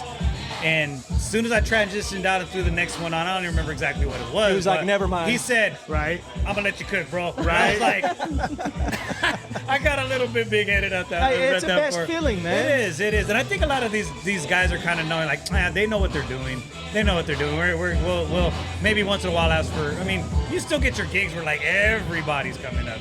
And everybody has a request. Or the same female is coming up 5 or 10 times. Play this one. It's like, look, I'm a DJ, not a jukebox, that whole thing, right? I was about to say that. However, I welcome requests to a certain extent. I don't want 20 of them from you, but bring me a couple. Bring me a couple requests, because I might get educated tonight. I might learn about a song I had no idea existed and or that was as popular as it is with people. And then, it's added. It's over. That's the best right there. I so got you a know question what? for you guys. Let me give you something. I stopped using the term request list, and I say suggestion list. Oh. And there's a reason why. It separates. It definitely separates. What it does is it puts the ball back in our court. Because I'm flat out. It's like, okay, Gordy, Marion, just so you know, this is a suggestion list right here. I'm going to play what I play. It's not going to, because people will think, sometimes, if they give you a list of 20 songs, they'll think that once the party starts, one is going to lead all the way down to 20. And you have to tell them like that. You have to tell them. I always say you have to tell them that water's blue and water's wet and the sky is blue. So you tell them that, but the whole thing is, you also tell them, and you have to say it kind of like this, whatever works for you. We remain with full creative control as to how we play, when we play it, really everything. I had a DJ tell me, remember, you're in control. I have a... It's true. I have 100%. a buddy that when he says when he does request, he says he'll do the last hour of the gig. Oh, yeah. What do you guys think about that? It really depends. I mean, it depends on where I'm at, genre-wise, BPM-wise, energy-wise. Like, there's a lot for me that I put into it as a thought process as to when I'm going to play that particular song. If I'm within the BPM range and I'm within the same genre, I'll squeak it in. Not a problem. But if I'm on country and they're asking for, Lil Wayne or something, I'll tell and I'll educate them. That was going to be one of the next things I talked about with you guys is, do you ever educate your clientele? You have to. So sometimes I do, and I try to explain people BPM, and I'll show them. I'm like, look, currently I'm at 120 BPM. The song that you want me to play is at 87. It's going to be a little bit before I can get down there. And I try to educate them, and I try to be as nice as possible, right? But I do the same thing to a certain extent. It's still a request or whatnot, but I tell them I'll try to get it in. I'm going to be honest with them. I was like, I don't know if this is going to be the crowd for this song. I don't know if it's going to work. I don't want to kill the dance floor. I understand you want to hear it, and I understand it's big for you, but I got 70 other people on the dance floor that I got to keep in mind. Right. Like, look, I know you like that song, and that's cool. And I like it too. It's cool when we're cruising or whatever the case is, or you're cleaning the garage or you're working out, and it's cool. But it's just not, and here's where I'm 100% completely honest. It's not going to work for the floor. Good said, Lemon. It's not going to work for the floor, and you got to be flat out with them, because if you're not, guess what? They're going to come back. So don't do the, I'll play it in 5 minutes. I'll play it in a little bit when you have no intention of playing it. Yeah. Just be flat out with them, but be respectful though. Be respectful. That always comes back and bites you in the butt. So my question to you guys, have you ever had somebody get mad at you because you didn't play? All the time. How long you been in the business? 20 years? 40 years? Probably over a decade? Oh, bro, come on. To answer your question, oh yeah. All of us. And now let me ask you the gender, because mine have been majority females that are not happy that I didn't play something. Here's the issue with that is I want to preface this by saying my wife's hot, so ain't no thing. But the prettier, the more attractive the female, dead bang, the more obnoxious they can be. It's almost like they have that card to be entitled and obnoxious. I'm gonna bring him and I'll bring one more. So we'll get two. So you guys don't mind switching out. I'm gonna bring one more. But yeah, 100% if it's a female, and also we all know this as men. Look, you can't talk to the females the way you can talk to the cats. Yeah. It's like, bro, come on, man. Yeah. Sometimes you can just say, come on, man, and they'll blow it off. Yeah. Some guys will be obnoxious depending on what they've had to drink or whatever the case is. But yeah, 100%, bro. The females, you'll get the people that want you to plug their phone into your mixer. Oh, they say like, hey, can you play it off YouTube? I'm like, no. So, that's a good point. And you got to be graceful with it, or else they're gonna be like, well, the guy that paid said I could do this. And so no, bro, no. Yeah. Sorry, no. What's up? We got DJ JY over here. JY, we got Nonsense, Richie Rich. Hey, we got some people. We got some people coming in, man. We got some people coming in. Gordy and Marion, I just want to say thank you so much, yo. I have a blast every single time, bro. You're awesome. So yeah, hit me up anytime you need me to come by the pad and do this again. I got you guys. Thank you guys.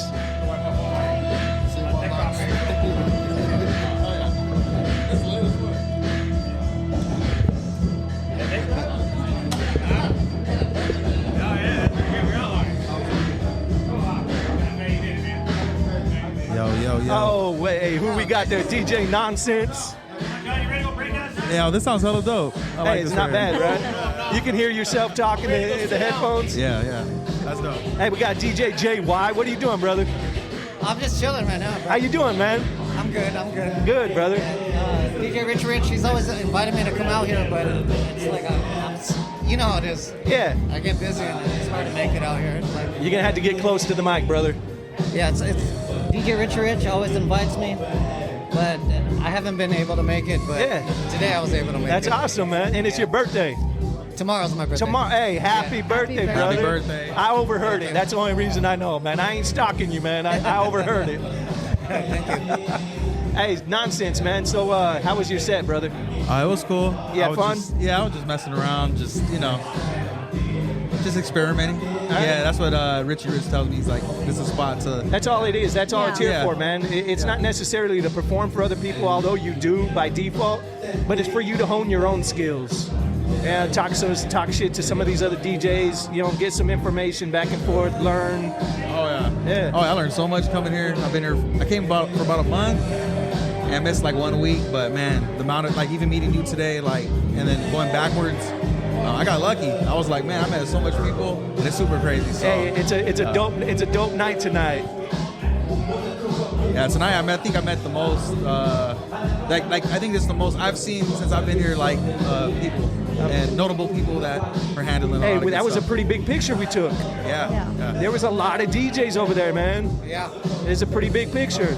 Yeah, I noticed that. I wasn't even expecting that. I just came to visit, but no, that was a great photo. Rich has been growing this thing, man. He's been trying to bring everybody out, trying to include everybody. Originally, it was kind of like Rich's friends, right? Like if you were directly friends with Rich, that's who everybody thought could come out. But it's always been, hey, every DJ can come out, man. Rich does not discriminate, man. Yeah, you don't. I don't know if Rich has any enemies. I don't think so. In the short time I known him. Nah, I don't think so. I think I would have heard about it. Yeah. One time. He's a good guy. One time they tried to take his tip jar though. Oh, what? Yeah, he'll tell you though.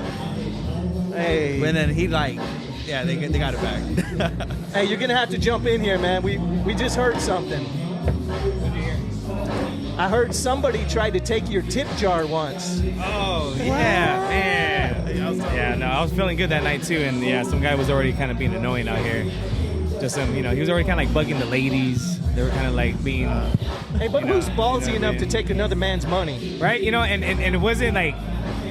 I think he was trying to be funny, but he never even like made eye contact with me. You know what I mean? It's not like if I'm looking at you and this is your tip jar, right? And I'm like this, Lamar. None of that. It was just like, and he put it real close to his chest and to his stomach. I'm like, whoa, and I went around the dance floor. Was he sauced I up? grabbed him. Yeah, he was. Oh. Yeah. So he was already being annoying to the girl. He was patrons. dancing to random ladies, right? That he shouldn't have been dancing to like that. So he has no enemies, but one time some dude was tripping. Tried to take his tip jar. Yeah. I don't have enemies, man. Hey, Jay, how long you been in the game, brother? Since I was 14. So I've caught up with you on social media. I only know you from social media. This might be the second time I've ever met you in person. Big B-boy hip-hop. What was that? Big B-boy hip-hop. Oh, yeah. He could dance on his head right now. He could spin. He could do the head spin right now. Yeah, I actually I started off as a b-boy and then transitioned into a DJ. All right. Yeah. All right. I mean, but that was pretty hand in hand, right? It's not too far apart. They're kind of synonymous, right? DJing and hip hop and b-boying. It's part of this the four elements, same culture. Okay. Yeah. All right. Same culture. There's the same dynamics. Whatever you practice. And who was your crew? Boys and Style, BIS. I think the whole thing. Yeah. You gotta give him a shout out. Yeah, Come on, baby. shout him out, brother. I asked because I knew, but I'm giving you the opportunity to fucking put it out there, man. Yeah. Nonsense, man. When did you start, brother? DJing? Yeah. Oh, probably like 2019. I started doing it. Like I bought a little controller, and then during the pandemic, I really that's when I started trying it. Honed in on it. Yeah, I learned. I was trying to do videos on the side, and then I started DJing. Because I'm 33, but when I was in my 20s, I used to make beats, record on Pro Tools and shit like that. And So the home met my baby mama's uncle had a DJ controller at one of the parties, and he said, "Hey, check it out." I looked at it, I was like, "Oh, this is pretty dope." I was like, never crossed my mind ever. All right. And then sure enough, I just got like a little Serato. What was the hook? What hooked you? What made you fall in love? Honestly, like when I did my first wedding and I realized that I could play music and make a living, and I made a little bit of money. Yeah. And it was like, I used to work at McDonald's and I worked for the school, and I was like, whoa, I was like, because I love music and I never realized why. And then, so when I started DJing, I was like, maybe this is why, All right. And then it started working out. I don't even speak Spanish, so my first wedding, it was a small one in Wasco, and I had to play Spanish music. I pulled my baby mama's family, and I was like, everybody sit down. We're going to write down all the songs. Like, we're going to figure this, like, what's this? And I was trying to figure it out. And that's what I did from the beginning, just like writing shit down, and it just kind of snowballed. Yeah. And I started doing like pop-ups during the pandemic. When they did pop-ups and there was a lot of like little businesses selling shit. Everybody was doing their thing in the parking lot. Yeah. And I would pull up like, hey, y'all need a DJ?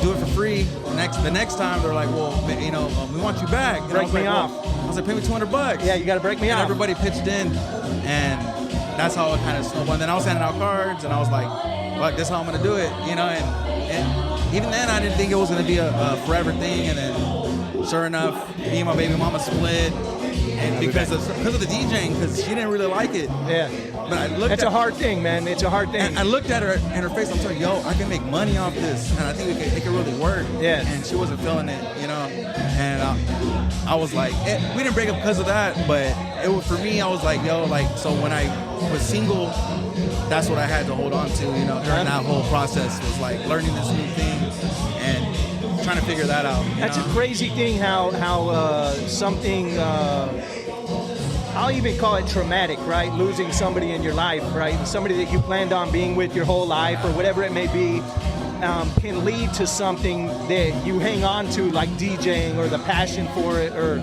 because it was there for you when nothing else was. Yeah. It was there for you. It was always there. The controller, the music was always there in the house for you to jump on and start playing and do something with. Yeah, no doubt. Yeah, so to have that escape, because, we all listen to music, but then say, like, when you start doing gigs and then you're playing these gigs and then you're ending the night and you're alone, and you know how the DJ life is, so you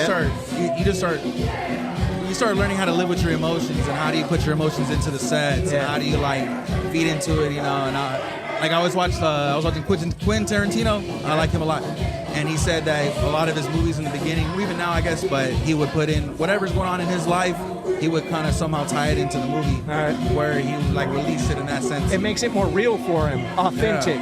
Yeah. So when I seen that, I was like, oh, okay, like, I like that kind of art in that sense, So I was like, let's do that with the gigs, You're playing this country, what's that one? The Neon Moon, and you're like, Neon Brooks and Dunn, man, Neon Moon. And I didn't know these songs, so as I started DJing, I started learning all these different genres, and I'm like, whoa, there's a lot of good music. Yeah. And it started speaking to me. I'm like, yo, these songs are hard. And I'm like, okay, now I know what's going on. Even at the end of the night, you start playing some Vicente or something, man, and it's some real emotional music for people. People go crazy. Yeah. That's why I was like, oh, okay. People are going through the same things you're going through, and you just gotta like figure out how to like bring it, like make that connection, I guess. Yeah.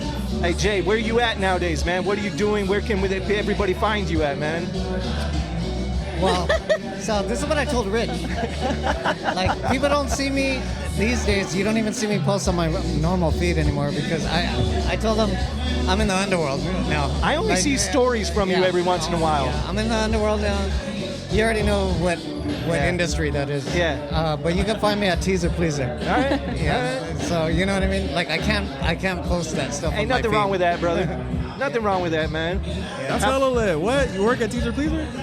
That's lit. All he sees is TNA every day, man. Well, you DJ there, right? Yeah. Dang. I'm gonna have to pull up for. He plays music there and just TNA all the time, man. Yeah, I went not too long ago, and I was like, so now I'm gonna go say what's up next time. Hey, I know him now. Yeah, I know. How about you, brother? What are you up to, man? Where can people find you at, man? Oh, they can find me on Instagram at All Raw Music. That's my little company. You can find me at the Clark County Fairgrounds at the end of the month with Cardenales Unidos. We're doing a car show. You can find me at El Portal on Fridays from 10 to 2 in the morning. Hey, is Edit over there? No. Okay. No. I met Edit before, but over there, it's like T-Flow on Tuesdays. Fucking DJ Flush right now on Thursdays. Oh yeah, Flush. Yeah. That's who I meant. Yeah, I meant Flush. Yeah, they're both clean cut dudes, so I can see how you got that. Yeah, and I always see him at Costco, man. He works over at Costco, so when we're there, I see him. I'm like, hey man, what's up? Yeah, Flush is like one of my good homies. Yeah, he's one of the reasons. Him and Arsenal, one of the reasons why I'm even here. All right. Yeah, him and Arsenal for sure. This dude too. JC, man, he's all over here hobbling around, man. He's gonna listen to this later. I'm gonna be making fun of him hobbling in the door right here with his crutch. He has like a nice sheepskin cover on the thing so it doesn't hurt his underarm. Yeah, it just makes you think, like now like you do DJing, and I didn't think like you gotta protect your hands. You gotta protect like getting hurt. Like if you can't stand, then like your hands, your wrists. Yeah. And I never thought about all that. And then I started seeing things happen to other people. And I'm like, oh shit. Hey, you see Jules over there with the goddamn wrist brace on, man. I'm like, hey, those are your money makers, man. Yeah. So I was like, so it's weird. Like I said, just things that you don't think about. Yeah. And you start realizing like, oh, these all play factors. You take them for granted a little bit when it's there. And then when it's not, you're like, oh shit. It's like your pinky toe. You don't think anything of your pinky toe, but once you stuff that motherfucker or something, man, you be limping. All that matters for sure. Under balance. Yeah. What else do you got going on, Jay? You growing? You doing anything extra, man? What are you working on, brother? Pretty much the same thing, I work at Teaser Pleaser like 4 to 5 days a week, so 7 hours each shift. So I'm pretty occupied with that. Every once in a while, I'll take an outside gig. All right. If the money's right. Yeah, absolutely. You understand what I'm saying? Yeah, if it makes sense. Are we PG? Dollars and cents. Nah, we can say whatever the fuck we want to say, man. I'm not gonna fucking take no shit. You know what I mean? Like, you know what I'm saying? Yeah, like it just. I appreciate you being. I appreciate, but we're good. We can say whatever the fuck we want to say on here, man. Hell yeah. If the money's right. Yeah, it has to be, man. Dollars and cents. It has to make sense. Yeah. It's all right, man. What do you plan on doing in the future, man? What do you see in 5 years, man? Aside from DJing, because I've been in this for a while now. Yeah. I'd like to teach. Oh wow. Abroad. Okay. Yeah. What is your nationality? I'm Filipino. You're Filipino? Yeah. All right. So is that where you're thinking about going to teach? No. They got this thing called a TOEFL program, and you can teach English abroad, and you get to travel to different countries. So that was my way. That's lit. You know what I mean? Yeah, that's lit. That's a way of traveling, brother. Yeah, that's a way of traveling. Is teaching English abroad. So after this whole DJ game, I think that's what I'm going to lean into. Right. That's awesome. Nonsense. How about you, brother? What do you see in 4 or 5 years, man? And in 5 years, I'll be 37. I see myself doing a lot of weddings, a lot of quinceañeras, making good money off that, elevating my equipment game. I see myself, putting my brand out there and becoming one of the top peoples out here in Bakersfield, and then hopefully, be able to branch out to LA or Fresno or different places and just keep the snowball, just keep it going. Yeah. To see how far it can go. And you know how this life's not promised, so I'm just like, I'm at the point of no return. I got no other something to fall back on. Yeah, I work at the school. I'm a lunch man. I'm an assistant manager, so I use that for the benefits. But besides that, so I'm just trying to figure out what I can do. Where I fit in and what else is out there. That's good, man. That's wise, brother. That's wise. Like, I work for a healthcare organization. I work for the hospitals. I do programming and IT. And then I do this, man, podcast, DJing, whatever, just have fun with it, man. But always trying to have something, multiple streams of income. I just don't trust anything, man. And so I feel like if one area is down, another area will be up. So we're good, just have something going all the time, man. What do you think, what is your plan to expand into other counties. So what is your plan to get into Fresno County and like Oxnard or other places? Social media seems the best way right off the bat. Everybody has access to it. We can join Oxnard Wedding Group, Oxnard DJs, any of the other pages, right? How are you trying to get out there into these other communities? So just the same way I came out here, just networking. And every situation, everywhere you go, there's always things that you don't know, unwritten rules, people you don't know, but not just that, but just social media is a big part of it, and putting out my image online, where like if you push hard enough, hopefully, and be creative enough that it'll be undeniable. It'll be like there's a lot of clubs and stuff that I feel like that should have got me, and what I'm saying, like I feel like if I push hard enough and showcase what I do and keep elevating everything, not just the DJing, that one day that they have to hit you. It has to happen, But yeah, I realize social media, like I've been on TikTok a lot lately, and I've been going through the Chicano route more, and I noticed that crowd really fucks with me, so I just been trying to push for that. Yeah. And I seen a guy say you got to go where you shine, and I feel like that's where I shine, in those kind of lanes. So I'm just trying to eat up that lane, and you know what I'm saying, like a lot of it is just who you know, and it sucks, but it's really how it is. What genre do you think you're weak in? My weakest genre is like corridos and banda. But mine's definitely zapateados. Yeah. Well, that one's easy. I can't even say it, but you just gotta know those key ones. But those other ones though, but everything else, like, yeah, you're pretty good. Yeah, you sound. I feel like I do a lot of the old school gigs. I like that a lot. That's why I like playing here, because I can play anything. 80s. You could, I'm not saying you can go anywhere you want. Yeah. And it's amazing, because a lot of other spots are just cumbias, reggaeton, hip hop, top, whatever. Yeah. And it's like you're limited. And then my thing is I like to get songs that are not on the record pools. Yeah. That people know though, but they're like, oh shit, I heard that. So that idea. That's one of a DJ's jobs and duties, is to expose people to new music. Yeah. It's tough nowadays though, because I hear DJs that are veterans, and they tell me before pandemic it was like a whole different world, and where you could do more of that, and then now, so I don't know, because I wasn't there. Yeah. So I wonder, because I see now how people are, where you could be playing the song they want and they're still putting it in your face. You're like, bro, I'm playing it right now. It's on, and they don't realize now. it. You're Yeah. like, oh, it's so weird. How about you, Jay? It's crazy. What's your favorite genre to spin and your least? I'll tell you right now, if you want to make it in this industry, you have to be diverse. Yeah. Open format. Look, I'm going to tell you right now, you'll never make it being one-dimensional. Right? I don't give a fuck if every DJ hates me right now. Yeah. That's why I'm here. Yeah. Everyone wants, this interview right now is going to be valuable to everybody, even though they don't like me. Yeah. You have to be diverse to make it. Like in Delano, if you can't spin in Spanish or Asian music, folk, you're not going to make it there. Yeah. No. I'm from Wasco, so I feel you on that. Yeah. I'm from Marvin. Yeah. But that's the approach I always took. Like, in the beginning, I was kind of one-dimensional, like back in the day. But then you got to be, like, diverse if you want to. You have more opportunities that way. Yeah. So you got to ask yourself. Like, I feel bad fucking saying this shit right now. But No, do it.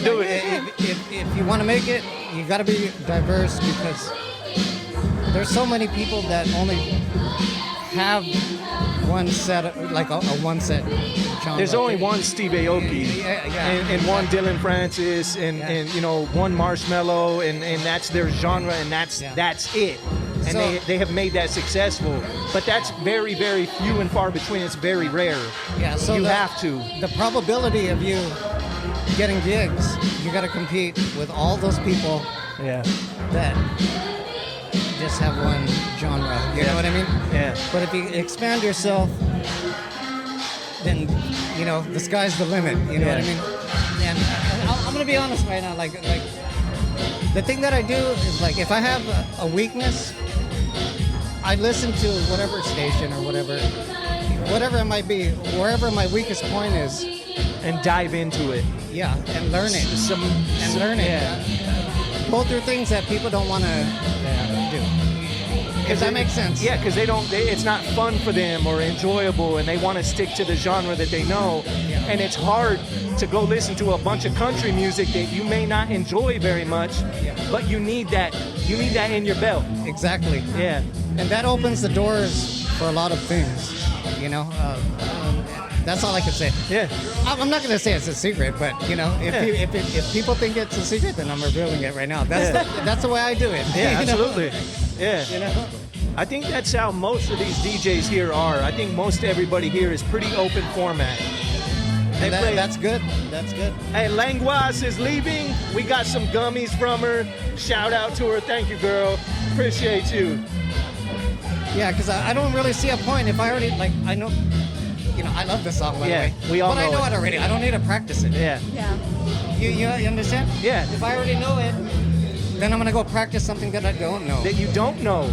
And then Because if not, you're not going to get any better. Exactly. You're already there. You've already played this song. You already know how to mix it. Yeah. You know when to mix it in, when to mix it out. You know all the details about it. You get stuck, is what I'm saying. Yeah, you get comfortable. Yeah, you get comfortable and you get stuck, and then years pass by. Uh-huh. You could have used those years to... Yes. To expand your horizon. I'm going to get hated for this fucking interview. Hey, I love it. I love it, man. Dropping gems, y'all. I'm a sponge. I call myself SpongeBob. But I love all these songs, though. But, you know...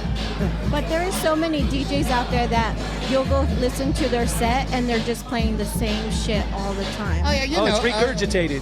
Constant. Yeah, you know, like, I already, like, you know the BPMs and everything, what goes next. Like, it's, you know what I mean? But it really depends on whatever the crowd is and the atmosphere and all that stuff, you know? Yeah. But, I think that's what I learned too is, you know, because everybody is playing the same stuff, you know, the same music everybody, you know, knows. And so it's like how you play it. That's what I realized. But some of the great ones, even like locally, you know what I mean? It's like they play it their way and it works for them. And I feel like some of them go into their history folder and they play the exact same shit on a certain date, and they just fucking play. They don't think about it. They don't try. They don't put any effort. They don't try to sprinkle anything like pop it up. It's like they're the on same repeat. shit. It's the same repeated set over and over. Especially when they have a residency at some spot, you know, and because I had one time and I got to experience that for a little bit, and I was like, oh, some girls like, you play the same shit all the time. I was like, oh, you're right.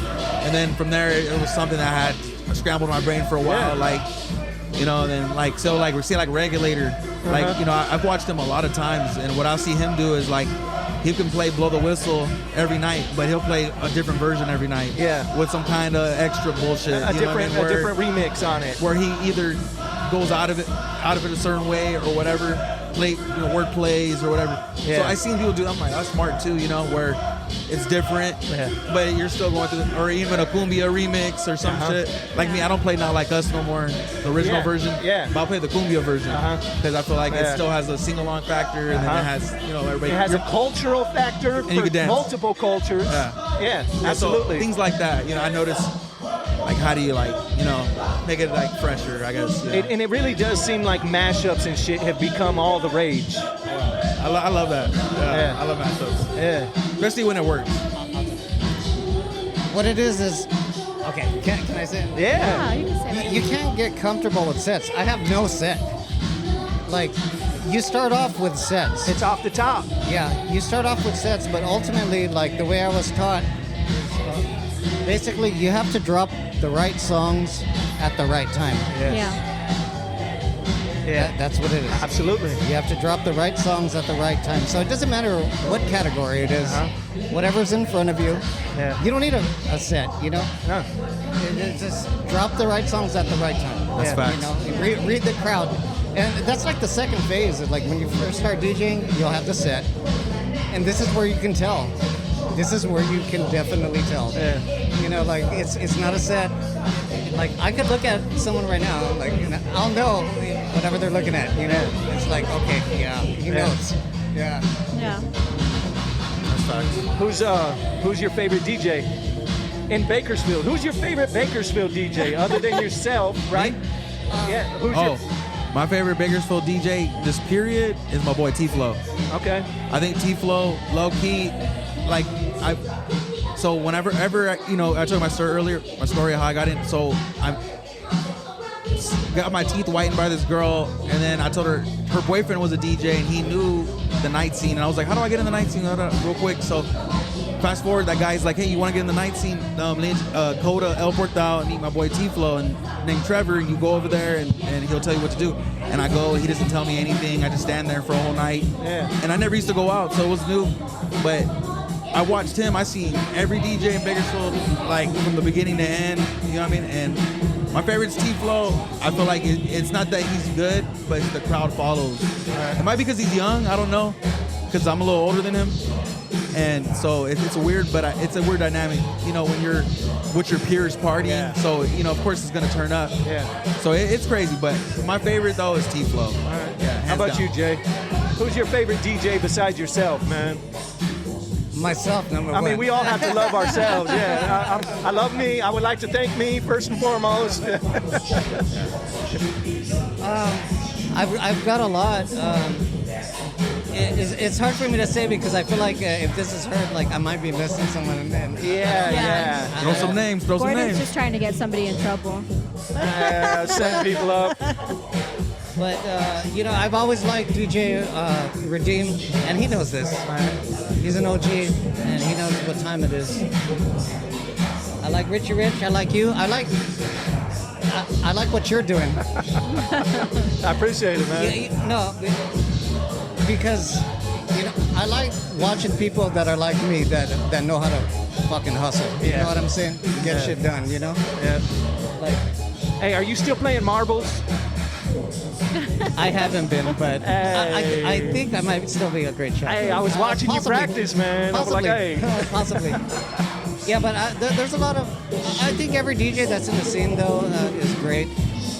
Everybody's got their own style and stuff. But going back to your question, though, like, I like what you're doing. I like what Richie Rich is doing. Because you understand that... You understand how to make it. Yeah. You know what I mean? It's a lot of work. Yeah. I think I'm gonna put this out there, man. A couple of my favorite DJs gotta be Dos Muchos. Love that dude. I love Dos. I love his tableism. I love his abilities. I love the art. He's a cool dude. What? Oh man. Babe. Dynamite. I enjoy Dynamite too, man. I enjoy Dynamite, man. I enjoy at this point in time, you know, other than people's music selection and stuff like that, I like the artistry. I like the tableism. I like all the flair, right? The showmanship. I'm into the showmanship at this point. You know, we can all play music. We can all blend music pretty well. I like the showmanship. You know, Rich is doing great things for the DJ community, I think. You know, bringing people out here to Chuy's and bringing them out to the Condors and letting them DJ at the Condors, opening them up for the Condors. Even Eagle Mountain. Rich will let you go up to Eagle Mountain and DJ, you know, like, he gives people a lot of opportunity to play in front of different crowds. So I like what Rich is doing. Yeah. All right, man, I think we're going to wrap this podcast up, y'all. We're at an hour 56 long podcast. I see a girl on the dance floor. I'm trying to go real quick. Love y'all. Hey, go get it, brother. Hey, that was dope.